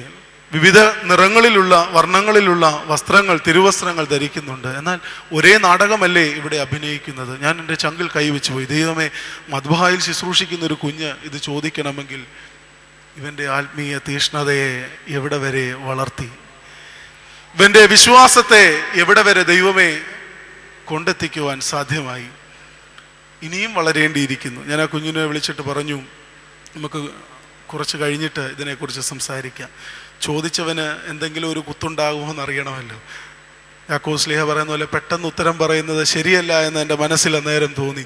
ഞാൻ കുറച്ചു നേരം അവിടെ ഇരുന്നു. വികാരിയച്ഛൻ ഇറങ്ങി വന്നപ്പോൾ വികാരിയച്ഛനോട് ചോദിച്ചു, ഇങ്ങനെ ഒരു ചോദ്യം വന്നാൽ അച്ഛൻ എന്താണ് മറുപടി കൊടുക്കുന്നത്? അവന് 2 അടി കൊടുക്കണമെന്നായിരിക്കും അച്ഛൻ പറയുന്നതെന്നാണ് ഞാൻ അച്ഛൻ്റെ സ്വഭാവം വെച്ച് അച്ഛൻ അങ്ങനെ പറയാൻ തരവുള്ളതാണ്. അവനെ മദ്ബഹായി കയറ്റാൻ കൊള്ളുമോ, ഇറക്കി വിടണ്ടേ എന്ന് ചോദിക്കുന്ന ഒരു സ്വഭാവവിശേഷമായിരിക്കാം അച്ഛനിൽ ഞാൻ പ്രതീക്ഷിച്ചത്. എന്നാൽ അച്ഛൻ എന്നോട് പറഞ്ഞു തന്ന ഉത്തരമുണ്ട്. ചെന്നിട്ട് അവനെ വിളിച്ച് മാറ്റി നിർത്തിയിട്ട് ചോദിക്കണം, ക്രിസ്തു ആരാണെന്നറിയാമോ? ക്രിസ്തു ആരാണെന്നറിയാമോ? അപ്പോൾ എൻ്റെ മനസ്സിൽ വേറൊരു സംശയം വന്നു. ഇവൻ ഓർക്കും, ചോദ്യം ചോദിച്ചത് വേറൊന്ന്, ഉത്തരം തന്നത് വേറൊന്ന്. ഈ അച്ഛൻ ഇവിടുന്ന് തടി ഊരാനായിട്ട് എന്തെങ്കിലും മറുചോദ്യം ഉണ്ടാക്കിക്കൊണ്ട് വരികയാണെന്ന്. ഞാൻ പറഞ്ഞു, അങ്ങനെ ചോദിച്ചാൽ ഇനിയും ഇന്ന് ഇവിടുന്ന് പോയി പറ്റുമെന്ന് എനിക്ക് തോന്നുന്നില്ല. കാരണം ഞാൻ അവന് ഒരു മറുപടി കൊടുത്തു. ഈ അച്ഛൻ പറഞ്ഞത് തന്നെ അച്ഛൻ ചോദിച്ചു, ക്രിസ്തു ആരാണെന്ന് നീ അറിഞ്ഞിട്ടുണ്ടോ എന്ന് ചോദിച്ചു. ഉടനെ പറഞ്ഞു, ഉണ്ട്, അറിയാം, തൃത്വത്തിൽ ഏകനാണ്. അവൻ പറഞ്ഞത് വളരെ വലിയ തിയോളജിയാ, വളരെ വലിയ ദൈവശാസ്ത്രമാണ് പറഞ്ഞ്. തൃത്വത്തിൽ ഒരുവനാണ്, മനുഷ്യപുത്രനായി അവതരിച്ച ക്രിസ്തു മനുഷ്യദാസം പൂണ്ട് മനുഷ്യനിൽ ഒരുവനായി ജീവിച്ച് മനുഷ്യകുലത്തെ രക്ഷയിലേക്ക് നയിച്ചവനാണ്. ജീവനും പുനരുദ്ധാനവും വഴിയും സത്യവും ജീവനുമാകുന്നു എന്ന് വരെ അവൻ പറഞ്ഞ് അവസാനിപ്പിച്ചു. ഞാൻ പറഞ്ഞു, കുഞ്ഞെ ഓർക്കുക, ഓരോ ആരാധനയും ഇന്നതുപോലെ കാൽവറി ക്രൂശിലെ യാഗമായി നിന്റെ മുൻപിൽ അവിടുന്ന് ചിത്രീകരിക്കുമ്പോൾ നീ ഇന്നലെ കണ്ട നാടകത്തെ മറക്കണം. ഇന്ന് നിന്റെ ജീവിതത്തിൽ അനുഭവിക്കുന്ന സുഖത്തെക്കുറിച്ചും വേദനയെക്കുറിച്ചും ആത്മനൊമ്പരപ്പെടുവാനുള്ള ഒരു വേദിയായി ഓരോ ആരാധനയും മാറ്റപ്പെടണം. എത്രയോ അർത്ഥപൂർണമായി എനിക്കത് ഹൃദയത്തിൽ ഉൾക്കൊണ്ടു. പിന്നീട് ഞാൻ അതിൻ്റെ അർത്ഥതലം അന്വേഷിച്ചപ്പോൾ ആരാധനയിൽ, വിശുദ്ധ കുർബാനയിൽ ഓരോ ഭാഗത്തും കാർമ്മികൻ അത് പറഞ്ഞു കൊടുക്കുന്നുണ്ട്. സ്വയമേവ കാർമ്മികൻ എല്ലാവർക്കും ഹൂസോയോ കൊടുത്തിട്ട്, പാപപരിഹാരം കൊടുത്തിട്ട്, ത്രോണോസിന്റെ ബലിപീഠത്തിന് മുൻപിൽ തല സമർപ്പിച്ച് ചുംബനം ചെയ്തുകൊണ്ട് പാപമോചനം പ്രാപിക്കുവാനായി കമിഴ്ന്നു കിടക്കുന്ന ആ ചിത്രമാണ് ആ സമയം ഹൃദയത്തിൽ ദൈവം അവിടുന്ന് തോന്നിപ്പിച്ചത്. ഞാൻ പറഞ്ഞു, ഈ മോചനം എന്നും നിനക്ക് ആവശ്യമാണ്.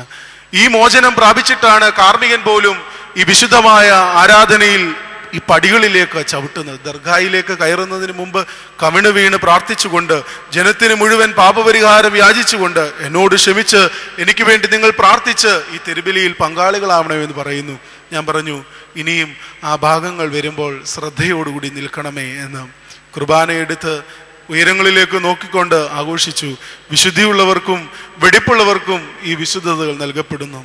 ഞാൻ അവനോട് ചോദിച്ചു, ഈ സമയത്ത് മനസ്സിൽ എന്താണ് തോന്നുന്നത്? അവൻ പറഞ്ഞു, ഒന്നും തോന്നാറില്ല, ഞാൻ മണി തപ്പാറുണ്ട്. ആ സമയത്ത് മണി അടിക്കണമല്ലോ.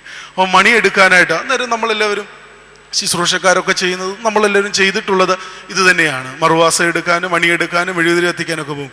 അപ്പോൾ രണ്ടാമത് ഒരു ഉത്തരം, അതും അച്ഛൻ എനിക്ക് പറഞ്ഞു തന്നതാ. അവനോട് ചോദിക്കണം, ഇത്ര നാൾ ഈ കുർബാന നിനക്ക് എന്തായിരുന്നു എന്ന് കൂടി ചോദിക്കണം. ക്രിസ്തു ആരായിരുന്നു, ഈ കുർബാന നിനക്ക് എന്തായിരുന്നു? ഈ രണ്ട് ചോദ്യമാണ് അച്ഛൻ എന്നോട് പറഞ്ഞത് ചോദിക്കാൻ. ഞാൻ ചോദിച്ചു. അവൻ പറഞ്ഞു, എനിക്കൊരു ഫീലിംഗും തോന്നിയിട്ടില്ല ഇതുവരെയും. ഞാൻ പറഞ്ഞു, ഇനിയും ആ കുർബാന എടുത്ത് ഉയർത്തുമ്പോൾ നീ ഹൃദയത്തോടൊന്ന് ചോദിക്കണം, ദൈവമേ, ഈ വിശുദ്ധി എനിക്കുണ്ടോ എന്ന്. എന്നോട് ചോദിച്ചിട്ടുണ്ടോ എന്നെങ്കിലും? തിരിച്ചെന്നോട് ചോദിച്ചു, എന്തെങ്കിലും ചോദിച്ചിട്ടുണ്ടോ? ഞാൻ പറഞ്ഞു, എനിക്ക് ചോദിക്കണമെന്ന് തോന്നിയിട്ടുണ്ട്, പക്ഷെ ഞാൻ ചോദിച്ചിട്ടില്ല എന്ന് പറഞ്ഞത്. ഞാൻ അതുപോലെ പറയുകയാണ്, ചോദിക്കണമെന്ന് തോന്നിയിട്ടുണ്ട്, പക്ഷേ ഞാൻ ഇതുവരെയും ചോദിച്ചിട്ടില്ല. എന്താ ചോദിക്കാഞ്ഞത് എന്ന് തിരിച്ചവൻ ചോദിച്ചിരുന്നെങ്കിൽ ഞാൻ മറുപടി കൊടുത്തിരണേ. എനിക്കതിനുള്ള യോഗ്യതയില്ല എന്ന് അറിഞ്ഞതുകൊണ്ടാണ് ഞാൻ ചെയ്യുന്നത്. അപ്പോൾ അവൻ തിരിച്ചൊരു ചോദിക്കും, അയോഗ്യമായിട്ട് തിന്നുന്നവരെല്ലാം കുറ്റക്കാരായി തീരില്ലേ? എങ്കിലും വേദനപ്പെടുന്ന ഒരു ഹൃദയം ജനിക്കുന്ന ഇടത്ത് മാത്രമാണ് ക്രിസ്തു അനുഭവവേദ്യമാകുന്നത് എന്ന് ഉള്ള തിരിച്ചറിവ് ക്രിസ്തീയ ജീവിതത്തിൽ എപ്പോഴും ഉണ്ടാവണം.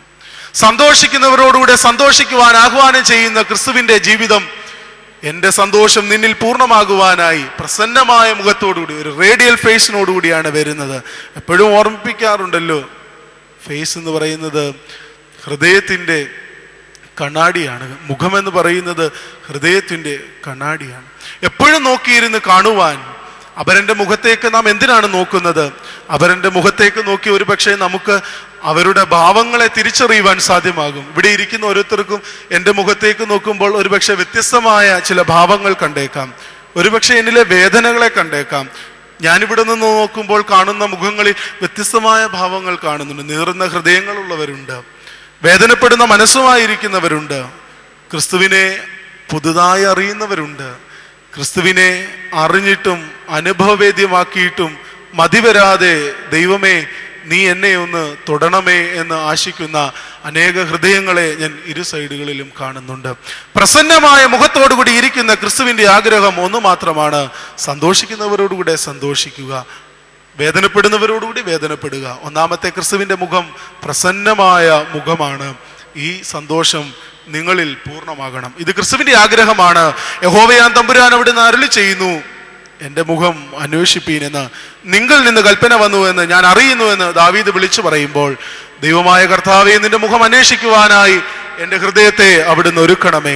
നിന്റെ ഹൃദയത്തിൽ നിന്നുള്ള ഈ കൽപ്പനയെ, നിന്റെ മുഖത്തേക്കൊന്ന് നോക്കുവാനുള്ള വ്യഗ്രതയെ എൻ്റെ ഹൃദയത്തിന് നൽകണമേ എന്ന് നമ്മുടെ മനസ്സുകളും മന്ത്രിക്കട്ടെ. 18 പടികളും ചവിട്ടി ശബരിമലയിൽ ദർശനത്തിന് പോകുന്ന ഭക്തസമൂഹത്തോട് ഒരിക്കൽ ഞാനൊരു ചോദ്യം ചോദിച്ചു: ശബരിമലയിൽ നിങ്ങൾ എന്താണ് കാണുന്നത് എന്ന്. ഒരിക്കൽ ഒരു യുവാവായ ഒരു വ്യക്തി അതിന് മറുപടി തന്നു: നിങ്ങൾ കയറി ചെല്ലുമ്പോൾ എന്താണ് കാണുന്നത്? ഞങ്ങൾ സ്വാമിയെ കാണും. ഭക്തനായി മനുഷ്യൻ വാതോരാതെ സ്വാമിയുടെ വൈഭവത്തെക്കുറിച്ച് ഒരു ക്രിസ്ത്യാനി ആയതുകൊണ്ട് എന്നോട് പറഞ്ഞുകൊണ്ടിരുന്നു. ഞാൻ ഇതെല്ലാം കേട്ടിട്ട് മനുഷ്യനോട് ചോദിച്ചു, എന്തെങ്കിലും നിങ്ങൾ 18 പടികളിൽ ചവിട്ടി അങ്ങ് ചെല്ലുമ്പോൾ എന്തെങ്കിലും നിങ്ങൾക്ക് ആകർഷണീയമായിട്ട് തോന്നിയിട്ടുണ്ടോ? ഉണ്ട്.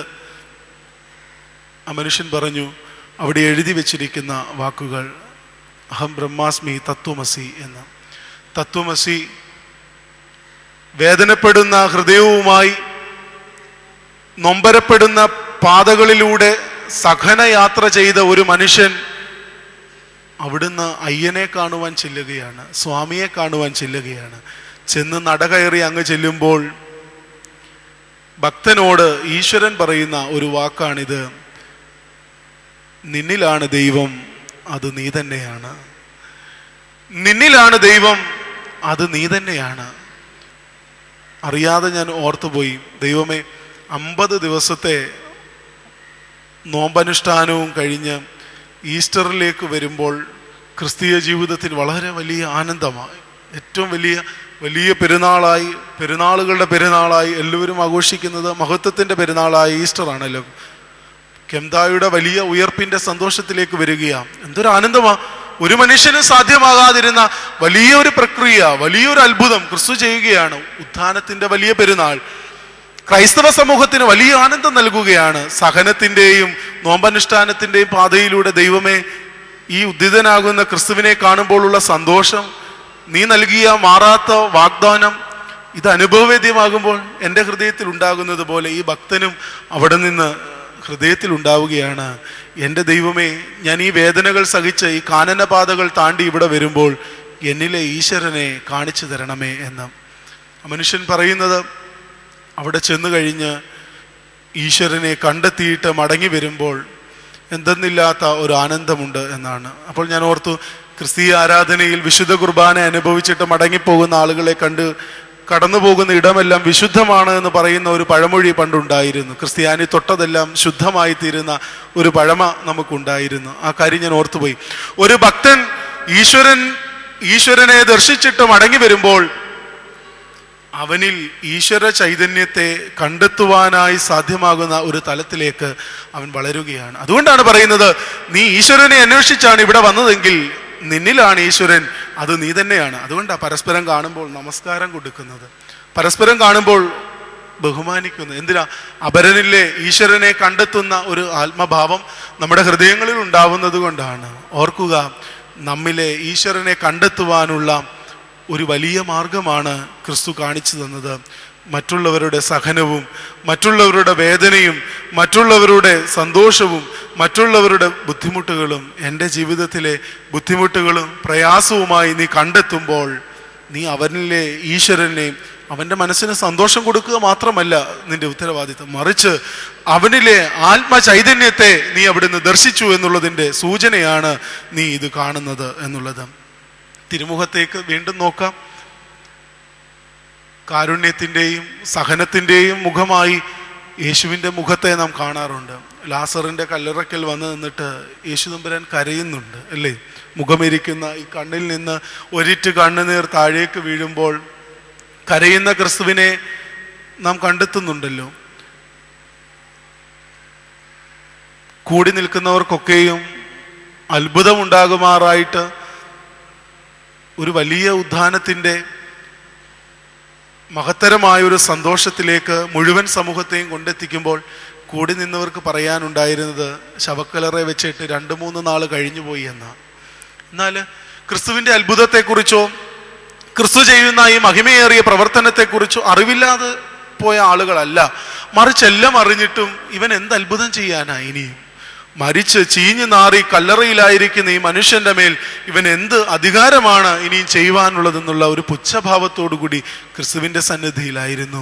കാരുണ്യത്തിന്റെ മുഖം തെളിയുവാൻ പോകുകയാണ്. സഹനത്തിന്റെ മുഖം മറ്റൊരു ഭാവമായി അവിടെ നിന്ന് നിൽക്കുകയാണ്. ദൈവം ഇവരോട് പരിതപിക്കുന്നുണ്ട്. ദൈവമേ, ഇതുവരെയും ഈ മനുഷ്യർക്ക് നിന്നെ ഒന്ന് തിരിച്ചറിയുവാനായിട്ട് സാധ്യമാകുന്നില്ലോ. എല്ലാം സഹിച്ച്, എല്ലാം ക്ഷമിച്ച്, എല്ലാം പ്രത്യാശയോടുകൂടി നിർവഹിക്കുന്ന ക്രിസ്തുവിന്റെ മുഖം കാരുണ്യത്തിന്റെ മുഖമായി വേദനപ്പെടുന്നവന്റെ ഹൃദയവുമായി ഒന്ന് താതാത്മ്യപ്പെടുകയാണ്. ശുശ്രൂഷ ചെയ്ത മാർത്തയും മറിയയും ആവോളം ക്രിസ്തുവിനെ പ്രീതിപ്പെടുത്തി ജീവിച്ച വ്യത്യസ്തമായ അനുഭവതലങ്ങളിൽ ജീവിച്ച് പ്രത്യാശയോടുകൂടി ക്രിസ്തുവിനോടുകൂടി ആയിരുന്നു. അതുകൊണ്ടാണ് അവർ വിളിച്ചു പറയുന്നുണ്ട്, നീ ഇവിടെ ഉണ്ടായിരുന്നെങ്കിൽ ഞങ്ങളുടെ സഹോദരൻ മരിക്കില്ലായിരുന്നു, ഇവിടെ ഉണ്ടായിരുന്നെങ്കിൽ ഇവൻ ഇങ്ങനെയൊന്നും സംഭവിക്കുകയില്ലായിരുന്നു എന്ന്. എന്നാൽ മരിച്ചുവെങ്കിലും അവന് ജീവൻ കൊടുക്കുവാൻ നിനക്ക് കഴിയുമെന്നുള്ള ആ വലിയ പ്രത്യാശ. ക്രിസ്തു കരഞ്ഞത് എന്തിനാണ് എന്ന് ഓർത്തു പോകാറുണ്ട്. ആത്മമിത്രത്തെ പ്രതിയാണോ കരഞ്ഞത്, അതോ തന്നോട് സഹതാപം കാട്ടുന്ന, തന്നെ പരിഹസിക്കുന്ന ഈ സമൂഹത്തോടാണോ? നീ എന്ത് അത്ഭുതം ചെയ്യുവാനാണ് ഇവിടെ വന്നിരിക്കുന്നത്? നിനക്ക് എന്താണ് ഇനിയും ചെയ്യുവാനായിട്ട് സാധ്യമാകുന്നത്? ചീഞ്ഞു നാറിയിരിക്കുന്ന അനുഭവത്തോട് ക്രിസ്തുവിന് ചിലത് ചെയ്യുവാനുണ്ട്. വേദനപ്പെടുന്ന ഹൃദയങ്ങളോട് ക്രിസ്തുവിന് ചിലത് സംസാരിക്കുവാനുണ്ട്. സന്തോഷിക്കുന്ന ക്രിസ്തുവിന്റെ മുഖത്തെ കണ്ടെത്തുവാൻ അപരന്റെ വേദന നിന്റെ വേദനയാവണം, അപരന്റെ സന്തോഷം നിന്നിലെ സന്തോഷമായി മാറണം. ഇത് സാധ്യമാകാതെ വരുമ്പോൾ സന്തോഷം ശൂന്യമാകും, വെറും സീറോയായി മാറും. ക്രിസ്തുവാകുന്ന ജീവിതത്തിൽ അവിടുന്ന് വലയം ചെയ്യപ്പെട്ടിരിക്കുന്ന ഞാനും നിങ്ങളും എല്ലാം പൂർണ്ണമാക്കപ്പെടുന്ന ഒരു വലിയ ഗോളത്തിലേക്ക് നമ്മെ കൊണ്ടെത്തിക്കുന്ന ക്രിസ്തുവിന്റെ സ്നേഹത്തിൽ പരിപൂർണമായി ഞാനും നിങ്ങളും വലയം ചെയ്യപ്പെട്ടിരിക്കുകയാണ്. പ്രസന്നവധമായിരിക്കുന്ന ക്രിസ്തുവിന്റെ മുഖം മാത്രമല്ല, അവിടെ നിന്ന് കാരുണ്യത്തിന്റെ നിഴലായി, വേദനപ്പെടുന്നവന്റെ വേദനയായി, ആശയറ്റവന്റെ പ്രത്യാശയായി കൂടെയിരിക്കുന്ന ക്രിസ്തുവിന്റെ മുഖവും നമുക്ക് കാണുവാൻ സാധ്യമാകണം. അവിടെയാണ് ക്രിസ്തുവിന്റെ മുഖം നമ്മിൽ പ്രകാശിക്കുന്നത്, ക്രിസ്തുവിന്റെ വെളിച്ചം നമ്മിൽ അവിടെ നിന്ന് ശോഭിക്കുന്നത്. യഥാർത്ഥമായ വെളിച്ചത്തെ അറിഞ്ഞിട്ട് യഥാർത്ഥമായ പ്രകാശത്തിലേക്ക് നടന്നു വന്നിട്ട് അപരന്റെ വേദന എൻ്റെ വേദനയാകുന്നില്ലെങ്കിൽ, അപരന്റെ ചീഞ്ഞു നാറുന്ന അവസ്ഥ ദൈവമേ എൻ്റെ സമൂഹത്തിൽ, ഞാൻ ഉൾപ്പെടുന്ന കുടുംബത്തിൽ, ഞാൻ ഉൾപ്പെടുന്ന സമൂഹത്തിൽ എൻ്റെ വേദനയായി, എൻ്റെ നാറ്റമായി മാറുന്നില്ല എങ്കിൽ എവിടെയാണ് സുഗന്ധം പരത്തുന്ന ജീവിതമെന്ന് എനിക്ക് നിങ്ങൾക്കും പ്രത്യാശിക്കുവാൻ കഴിയുന്നത്?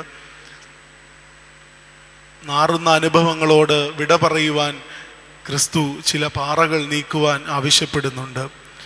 ചില പ്രതിബന്ധങ്ങളെ തരണം ചെയ്തെങ്കിൽ മാത്രമേ നിനക്ക് നാറുന്ന അവസ്ഥയിൽ നിന്ന്, ബന്ധിതമായിരിക്കുന്ന അവസ്ഥയിൽ നിന്ന് ചില വിമോചനങ്ങൾ സാധ്യമാകുകയുള്ളൂ. ഇത് ലാസറിന്റെ ജീവിതത്തിൽ സഹോദരിമാരോടുള്ള ആത്മബന്ധത്തിൽ, ഉറ്റമിത്രത്തോടുള്ള കടപ്പാടിൽ ക്രിസ്തു കാണിച്ചു തരികയാണ്.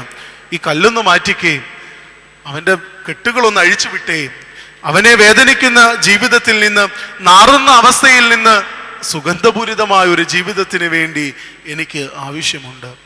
പരിഹസിക്കുന്നവരുടെ നടുവിൽ, നിന്ന ചൊല്ലുന്നവരുടെ നടുവിൽ, ക്രൂശിക്കുവാൻ ആക്രോശിക്കുന്നവരുടെ നടുവിൽ ക്രിസ്തു കാരുണ്യത്തിന്റെ മുഖമായി അവിടുന്ന് വിളങ്ങുന്നു. നമ്മോട് ഓർമ്മിപ്പിക്കുന്നതും ഇതുതന്നെയാണ്.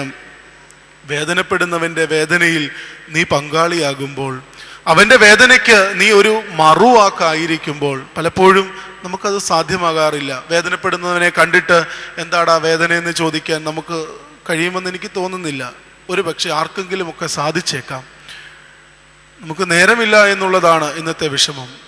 പണ്ട് ഞാൻ ഓർത്തു പോവുകയാണ്, ഞാനൊരു പള്ളിയിൽ സൺഡേ മിഷന് ചെന്നിട്ട് പ്രായമുള്ള ഒരു അമ്മച്ചിയുടെ അടുക്കൽ ഒന്ന് സന്ദർശിക്കുവാനായിട്ട് പോയതാണ്. ഒരു അമ്മച്ചി, ഞാനിങ്ങനെ കയ്യിലൊന്ന് പിടിച്ചിട്ട് ആ അമ്മ ആ കരത്തിൽ നിന്ന് പിടിവിടാതെ മുറുക്കെ ആഞ്ഞു പിടിച്ചിരിക്കുകയാണ്.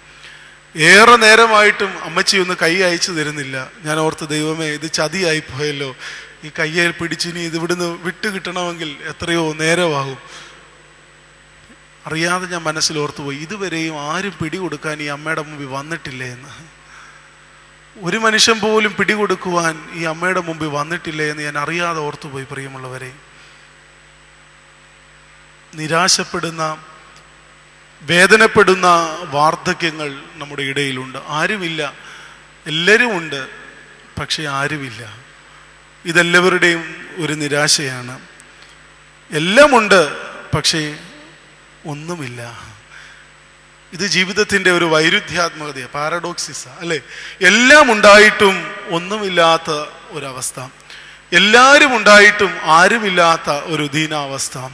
പ്രിയമുള്ളവരെ, കാരുണ്യത്തിൻ്റെ മുഖം ക്രിസ്തു കാണിച്ചു തന്നത് ആർക്കും പ്രവർത്തിക്കുവാൻ കഴിയാത്ത ഒരു നിമിഷത്തിലാണ്. ക്രിസ്തുവിന് വേണമെങ്കിൽ ശകലം കൂടെ മുമ്പേ ഹീറോയാകാമായിരുന്നു അല്ലേ? മരിക്കുന്നതിന് മുമ്പേ വന്നിട്ടേ അവൻ്റെ രോഗമെല്ലാം വിടർത്തിയിട്ട് ഹീറോയാകാമായിരുന്നു. പക്ഷെ മരിച്ചു കഴിഞ്ഞിട്ട് എന്താ ക്രിസ്തു വന്നത്? ക്രിസ്തു കാണിച്ചു തന്നു, മരണത്തിൻ്റെ മേലും എനിക്ക് അധികാരമുണ്ട്. ഉദ്ധിതനായ ക്രിസ്തു അത് തന്നെയാണ് പറയുന്നത്, ജീവന്റെയും മരണത്തിൻ്റെയും മേൽ എനിക്ക് അധികാരം നൽകപ്പെട്ടിരിക്കുന്നത്. അതുകൊണ്ടാണ് വഴിയും സത്യവും ജീവനും ഞാനാകുന്നു എന്ന് പറയുന്നത്. അബണ്ടന്റ് ലൈഫ് എന്നാ പറയുന്നത്. അനസ്യൂതമായി തുടരുന്ന നിത്യജീവനിലേക്ക് നയിക്കുന്ന വലിയ സ്നേഹത്തിന്റെ മൂർത്തിമഭാവമായിട്ടാണ് ക്രിസ്തുവിനെ നാം കാണുന്നത്. ഓർക്കുക പ്രിയമുള്ളവരെ, ക്രിസ്തുവിന്റെ സ്നേഹം എവിടെ എത്തി നിൽക്കുന്നു? പകരം കൊടുക്കാതെ നമ്മെ സ്നേഹിച്ചില്ലേ? പകരമൊന്നും കൈപ്പറ്റാതെ നമ്മെ സ്നേഹിച്ചില്ലേ? നമ്മോട് ചോദിക്കുക, വന്നിട്ട് രക്ഷിക്കപ്പെട്ടതാണോ? ഞാൻ അവരോടൊക്കെ മറുപടി ചോദിക്കാറുണ്ട്, എന്നാ നിങ്ങൾ രക്ഷിക്കപ്പെട്ടത്? രക്ഷയുടെ അനുഭവം നിങ്ങൾക്ക് എന്നാ ഉണ്ടായത്? ദാവീദ് രാജാവ് സങ്കീർത്തനത്തിൽ പറയുന്നു, അമ്മയുടെ ഉദരത്തിൽ ഉരുവാകുന്നതിന് മുമ്പേ ഹൃദയങ്ങളെയും അന്തരേന്ദ്രിയങ്ങളെയും അറിയുന്നവനായ ദൈവത്തിന്റെ മുൻപാകെ നീ അകാലത്തിൽ ഒരു പ്രജ പോലെ നീ ആയിരുന്നത് പോലും ഞാൻ അറിയുന്നുണ്ട്. നീ ഇരിക്കുന്നതും എഴുന്നേൽക്കുന്നതും നിൽക്കുന്നതും നിന്റെ തലയിലെ രോമങ്ങൾ പോലും എണ്ണപ്പെട്ടിരിക്കുന്നു. എത്രയോ അത്ഭുതകരമായ ഒരു പ്രസ്താവനയാണിത്. പ്രിയമുള്ളവരെ, നമ്മളൊക്കെ ഈ ലോകത്തിലാകുന്നതിന് മുമ്പേ നമ്മെ ദൈവം അറിഞ്ഞ് ആക്കി വെച്ചിരിക്കുന്ന ഇടങ്ങളിലാണ് ഞാൻ ആയിരിക്കുന്നത്. അതുകൊണ്ട് ഇപ്പോൾ സംഭവിക്കുന്ന ഒന്നല്ല രക്ഷ, മറിച്ച് രക്ഷ എന്നുള്ളത് ജീവിതാന്ത്യത്തോളം തുടർന്നു പോകുന്ന ഒരു പ്രക്രിയ. ശീമോൻ പത്രോസിന്റെ അനുഭവം ഒരിക്കൽ ഞാൻ ഇവിടെ ഒരു വെള്ളിയാഴ്ച അവതരിപ്പിച്ചതാണ്. യോഹന്നാന്റെ സുവിശേഷം 21-ാം അധ്യായത്തിൽ ശീമോൻ പത്രോസ് ക്രിസ്തുവിനെ അറിഞ്ഞിട്ട് തിബരിയോസിന്റെ കടൽക്കരയിലായിരുന്ന അനുഭവത്തെക്കുറിച്ച് ഒരിക്കൽ ഞാൻ ഇവിടെ പറഞ്ഞതാണ്. നിരാശപ്പെട്ടു പോയി. വിളിച്ചെഴുന്നേൽപ്പിച്ചു കൊണ്ടുവന്ന ക്രിസ്തുവിനെ അറിഞ്ഞിട്ടും അറിയാത്ത ഭാവത്തിൽ അവൻ വീണ്ടും കടലിലേക്ക് പോയി, മത്സ്യബന്ധനത്തിന് പോയി. ഒന്നും കിട്ടിയില്ല.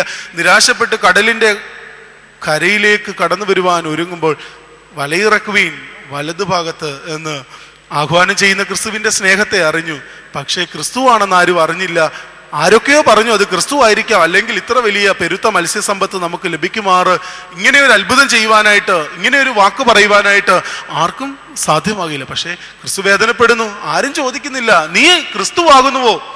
എൻ്റെ ജീവിതത്തിൽ ഈ അത്ഭുതം ചെയ്തു തന്ന നീ ക്രിസ്തുവാകുന്നു? ആരും ചോദിച്ചില്ല. ശീമോൻ പത്രോസും ചോദിച്ചില്ല, കൂട്ടുകാരും ചോദിച്ചില്ല, എല്ലാവരും ഉണ്ടായിരുന്നു, ആരും ചോദിച്ചില്ല. പക്ഷേ ശീമോൻ പത്രോസ് ക്രിസ്തുവിനെ തിരിച്ചറിയുന്നുണ്ട്. അപ്പം എടുത്ത് മുറിച്ച് അവിടുന്ന് കൊടുക്കുമ്പോൾ അവൻ്റെ കണ്ണ് തുറന്ന് അവനോട് ചോദിക്കുന്നുണ്ട്, നീ ദൈവപുത്രൻ തന്നെയാണ്, നീ മിശിഹ തന്നെയാണ്, നീ ക്രിസ്തു തന്നെയാണ്. അവിടെയാണ് ശീമോൻ പത്രോസ് കരയുന്നത്. കർത്താവേ, നീ സകലവും അറിയുന്നു, എനിക്ക് നിന്നോട് പ്രിയമുണ്ട് എന്നും അറിയുന്നു എന്നുള്ള ആത്മനൊമ്പരത്തിന്റെ പാഠം ഉൾക്കൊള്ളുന്നു. അപ്പോൾ രക്ഷ എവിടെയാണ് എന്നുള്ളത് ശീമോൻ കാണിച്ചു തരികയാണ്. ക്രിസ്തു വിളിച്ചുകൊണ്ട് പോയത് കൊണ്ട് രക്ഷപ്പെട്ടില്ല, ക്രിസ്തുവിനോട് കൂടെ നടന്ന് അത്ഭുതം ചെയ്തു എന്ന് പറഞ്ഞത് കൊണ്ട് രക്ഷപ്പെട്ടില്ല, മറിച്ച് ക്രിസ്തുവിനെ അനുഭവമായി ജീവിതത്തിൽ അവിടെ നാക്കി വെച്ച തലങ്ങൾ. അത് ഒരു പക്ഷേ ക്രിസ്തുവിനോട് കൂടെ നടക്കുമ്പോൾ ഒരു പക്ഷേ സാധ്യമാകാതെ പോയ ഒരു ജീവിതം ശീമോൻ്റെതാണ്. നമ്മുടെ ജീവിതത്തിലും അങ്ങനെ തന്നെ ആയിരിക്കാം. ഞാനും നിങ്ങളുമൊക്കെ ആരാധനയിലും വിശുദ്ധ കുർബാനയിലും ഒക്കെ സംബന്ധിക്കുന്നെങ്കിലും പലപ്പോഴും രക്ഷയുടെ യഥാർത്ഥമായ തുറമുഖം അനുഭവവേദ്യമാകാതെ ഞാനും നിങ്ങളുമായിട്ടുണ്ട്. ഓർക്കുക പ്രിയമുള്ളവരെ, ഇനിയും അവസരമുണ്ട്. പറുദീസായിൽ വെച്ച് കള്ളൻ പറയുന്നു, അവിടെ നിന്നോട് മനസ്സലിവ് തോന്നണം. കുരിശിൽ കിടന്നുകൊണ്ട് പറയുകയാണ്, അവിടുന്ന് വീണ്ടും എഴുന്നള്ളുമ്പോൾ എന്നോട് മനസ്സലിവ് തോന്നണം. അവിടെയും രക്ഷയുടെ അനുഭവമാണ്. രക്ഷ എപ്പോഴാണ്? സ്പോണ്ടേനിയസ് ആയിട്ട് അല്ലെങ്കിൽ ഇൻസ്റ്റന്റ് ആയിട്ട് സംഭവിക്കുന്ന ഒന്നല്ല, മറിച്ച് രക്ഷ എപ്പോഴാണ് എന്ന് പരിശുദ്ധനായ പരമല തിരുമേനി പറഞ്ഞു തരുന്നുണ്ട്. അത് പക്ഷേ ഒരു പക്ഷേ ഞാനും നിങ്ങളുമൊക്കെ വിസ്മരിച്ചു പോകും. പാപിയായിരിക്കുന്ന മനുഷ്യൻ തൻ്റെ പാപത്തെക്കുറിച്ച് എപ്പോൾ മുതൽ ഹൃദയത്തിൽ ആലോചിക്കുന്നുവോ അപ്പോൾ മുതൽ അവൻ പരിശുദ്ധനായി വളർത്തപ്പെടുന്നു. ഇതാണ് രക്ഷയുടെ അനുഭവം. പരിശുദ്ധനായ പരമല തിരുമേനിയുടെ വാക്കുകളാണ്. പാപി തൻ്റെ ഹൃദയത്തിൽ എപ്പോൾ പാപത്തെക്കുറിച്ച് ഓർക്കുന്നുവോ അപ്പോൾ മുതൽ അവൻ പരിശുദ്ധനായി വളർത്തപ്പെടുന്നു. ശവസംസ്കാര ശുശ്രൂഷയിൽ, സ്ത്രീകളുടെ ശവസംസ്കാരത്തിൽ 2-ാം ക്രമത്തിലെ പ്രമിയോൻ സദറായിൽ പറയുന്നുണ്ട്, ഒരു നിമിഷം പോലും ഈ ലോകത്തിൽ പാപമില്ലാതെ ജീവിക്കുവാൻ കഴിഞ്ഞവൻ ആരാ ഉള്ളത്? ചോദിക്കുന്നതാണ് കേട്ടോ, നമ്മളോട് ചോദിക്കുന്ന. ശവസംസ്കാര ശുശ്രൂഷയിലൊക്കെ പങ്കെടുക്കുമ്പോൾ, ഇനി പ്രമിയോൻ സദറൊക്കെ വായിക്കുമ്പോൾ ഓർക്കണം, മനുഷ്യന്റെ ക്ഷണികമായ ഈ ജീവിതത്തെക്കുറിച്ച്, അർത്ഥമില്ലാതെ ജീവിക്കുന്ന മനുഷ്യ ജീവിതങ്ങളെക്കുറിച്ച് അവിടുന്ന് വിലപിച്ചുകൊണ്ട് നടത്തുന്ന ഒരു പ്രാർത്ഥനയാണ്. ദൈവമേ, ഒരു നിമിഷം പോലും പാപമില്ലാതെ ആർക്കെങ്കിലും ഈ ലോകത്തിലായിരിക്കാനായിട്ട് ഒക്കുമോ? ഞാൻ ഈ അടുത്തിടെയല്ല, ഒരു ശവസംസ്കാരത്തിലാണ് ആ ഭാഗം വായിച്ചപ്പോൾ എൻ്റെ മനസ്സിൽ അത് തോന്നിയത്. നമ്മളൊക്കെ ഇത് വായിച്ചൊരു പക്ഷേ അങ്ങ് കേട്ടുപോകും, അല്ലേ? എല്ലാം അങ്ങ് മറന്ന് അങ്ങ് പോകും. നിറഞ്ഞു കവിയുന്ന ദൈവസ്നേഹത്തെക്കുറിച്ചാണ് പറയുന്നത്. അതുകൊണ്ടാണ് പിതാക്കന്മാർ പഠിപ്പിച്ചത് ദൈവസ്നേഹം നിറഞ്ഞു കവിയുന്നു എന്ന്. അതുകൊണ്ടാണ് പ്രമിയോൻ സദറായി കുർബാനയിൽ വായിക്കുന്നുണ്ട്, ദൈവമേ, നിന്റെ ആത്മാവിനെ അയച്ച് ആത്മാ ആവസിപ്പുലാൽ ഈ അപ്പവീഞ്ഞുകളിൽ നിന്ന് കൃപയും സമാധാനവും കരുണയും നിറഞ്ഞ് കവിഞ്ഞ് ഒഴുകുമാറാകണമേ എന്ന് കാർമികൻ പ്രാർത്ഥിക്കുന്നു. നിറഞ്ഞ് കവിഞ്ഞൊഴുകുന്ന ആത്മാവിൻ്റെ സന്തോഷമാണ്, കാരുണ്യത്തിൻ്റെ മുഖമാണ്, സന്തോഷത്തിൻ്റെ അനുഭവമാണ് ക്രിസ്ത്യാനിക്ക് സമ്മാനിച്ചിട്ടുള്ളത്. ഇത് പക്ഷേ പലപ്പോഴും നമുക്ക് അനുഭവവേദ്യമായി തീർന്നിട്ടുണ്ടോ എന്നുള്ളത് ഹൃദയത്തിൽ ചിന്തിക്കണം.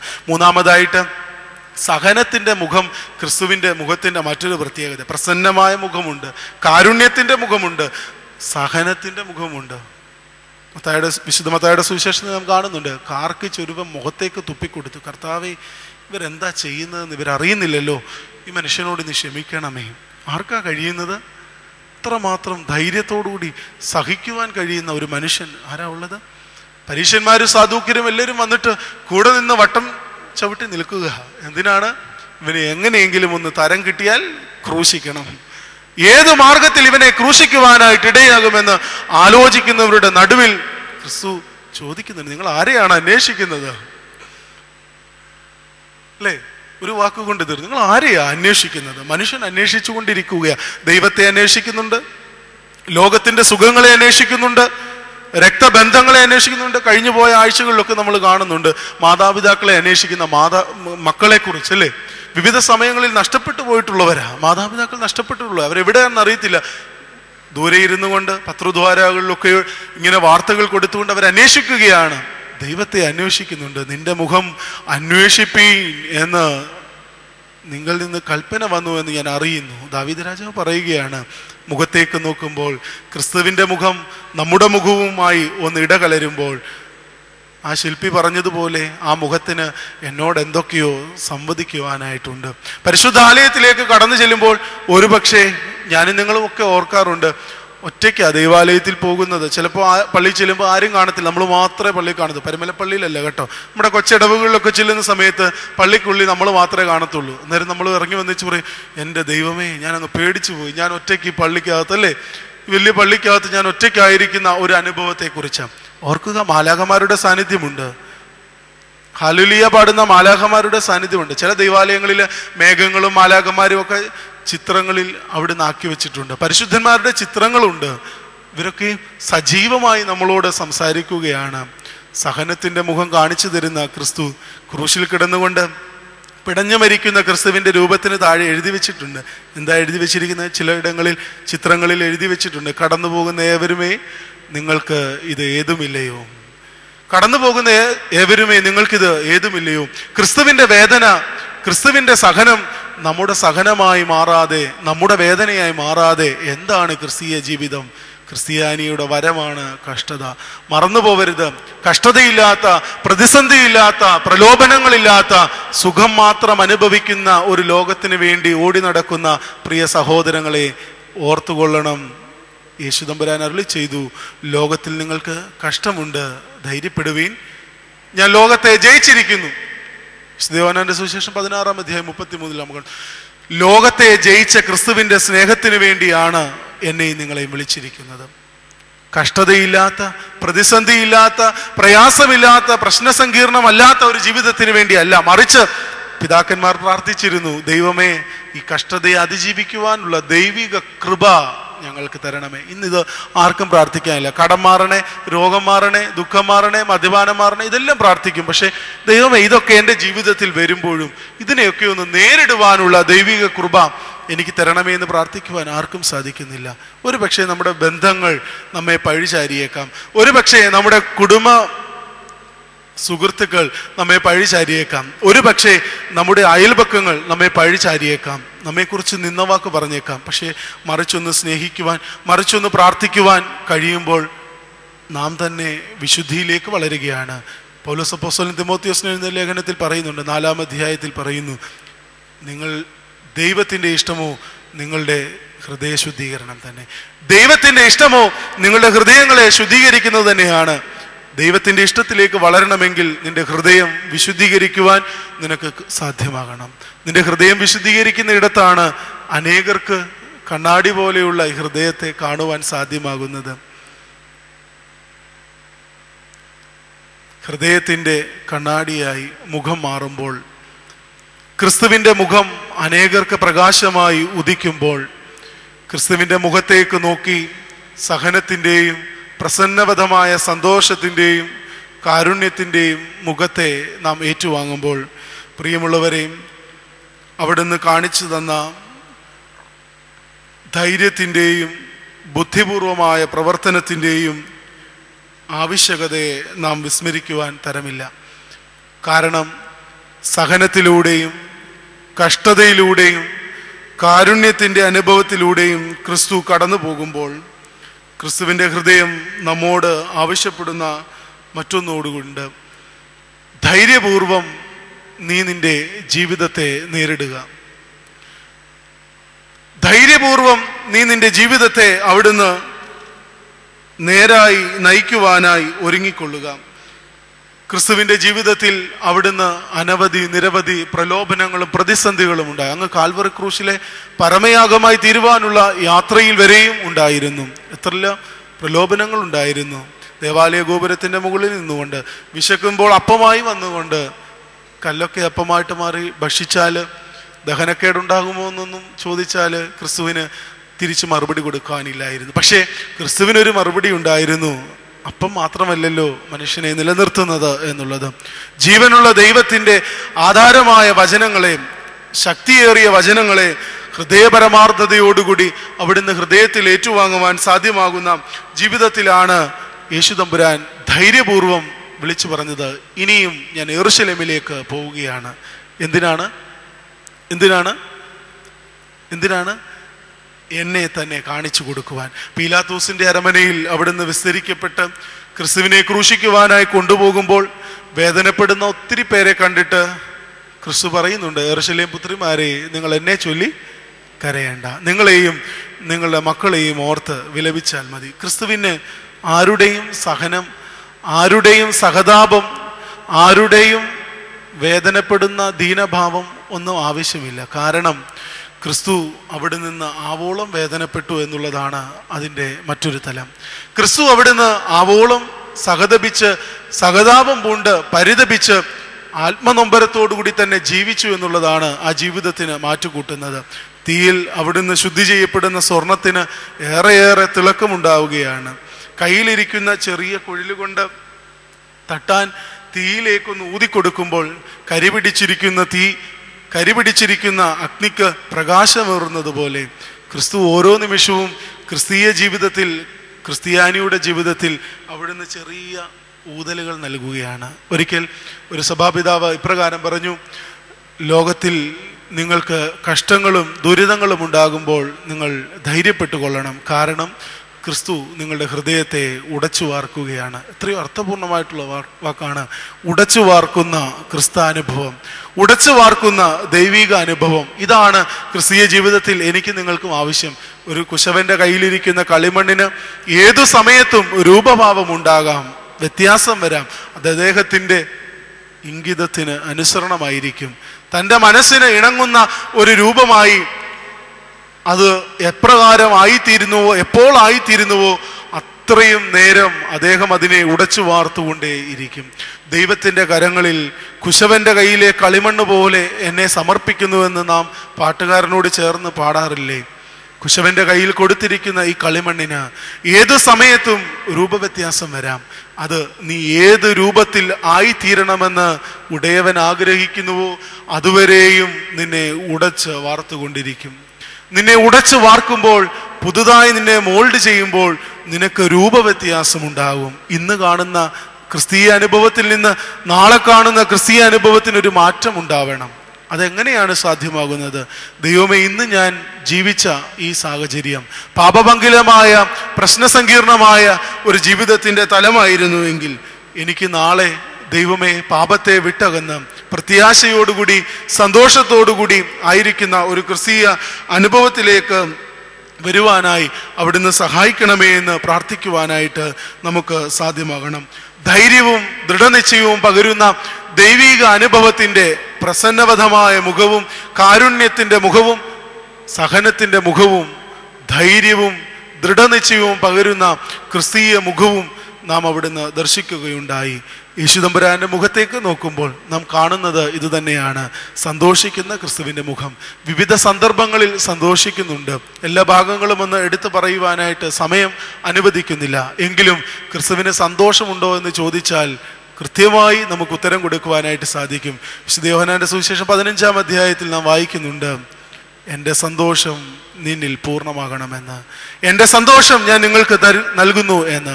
ഈ സന്തോഷിക്കുന്ന മുഖത്തോടുകൂടി ആയിരിക്കാൻ, പ്രസന്നവധമായ മുഖത്തോടുകൂടി ആയിരിക്കാൻ, സഹിക്കുന്ന സഹനത്തിൻ്റെ മുഖത്തോടുകൂടി ലാസറിൻ്റെ കല്ലറക്കൽ നിന്നുകൊണ്ട് വിലപിക്കുന്ന ക്രിസ്തുവിൻ്റെ മുഖത്തെ നാം അവിടുന്ന് കാണുന്നുണ്ട്. വേദനപ്പെടുന്ന ഹൃദയത്തോടുകൂടി വേദനപ്പെടുവാനുള്ള ബാധ്യത എനിക്ക് നിങ്ങൾക്കുമുണ്ട്. കാരുണ്യം കാണിക്കുവാൻ മറന്നുപോകുന്ന സമൂഹത്തിൻ്റെ നടുവിൽ കാരുണ്യപൂർവ്വം ഇടപെടുവാൻ ദൈവത്തിൻ്റെ ആത്മാവ് നമ്മോട് സംസാരിക്കുന്നുണ്ട്. പരിശുദ്ധനായ പരിമല തിരുമേനിയുടെ ജീവിതം, വിശുദ്ധന്മാരുടെ ജീവിതം നമ്മെ പഠിപ്പിക്കുന്നത് തന്നെയാണ്. ഓരോ നിമിഷവും സഹനത്തിൻ്റെയും കാരുണ്യത്തിൻ്റെയും നല്ല അനുഭവത്തിലേക്ക് നടന്നു നീങ്ങുവാനുള്ള വലിയ ആഹ്വാനം. ക്രിസ്തീയ ജീവിതത്തിൽ ദൃഢനിശ്ചയത്തോടുകൂടി ധൈര്യത്തോടുകൂടി ഇനിയും ഞാൻ യെരൂശലേമിലേക്ക് പോവുകയാണെന്ന് പറഞ്ഞ ക്രിസ്തുവിനെ പോലെ ദൈവമേ, എൻ്റെ ജീവിതത്തെയും ധൈര്യപൂർവ്വം നിന്റെ കരങ്ങളിലേക്ക് ഞാൻ സമർപ്പിക്കുന്നു. സന്തോഷിക്കുന്ന സകലവും അവിടുന്ന് സഹിക്കുന്ന, അവിടുന്ന് കാരുണ്യം കാണിക്കുന്ന തിരുമുഖമായി ഞങ്ങളുടെ മുൻപിൽ ഉദിച്ചുവല്ലോ. ആ വലിയ സ്നേഹത്തിന് മുൻപിൽ നമുക്കും നമ്മുടെ തലകളെ വണങ്ങിക്കൊണ്ട് ദൈവിക പ്രത്യാശയോടുകൂടി ആ വലിയ സ്നേഹത്തിന് മുൻപിൽ ആയിരിക്കാം. ഒരു നിമിഷം തിരുമുൻപാകെ തലകളെ വണങ്ങാം.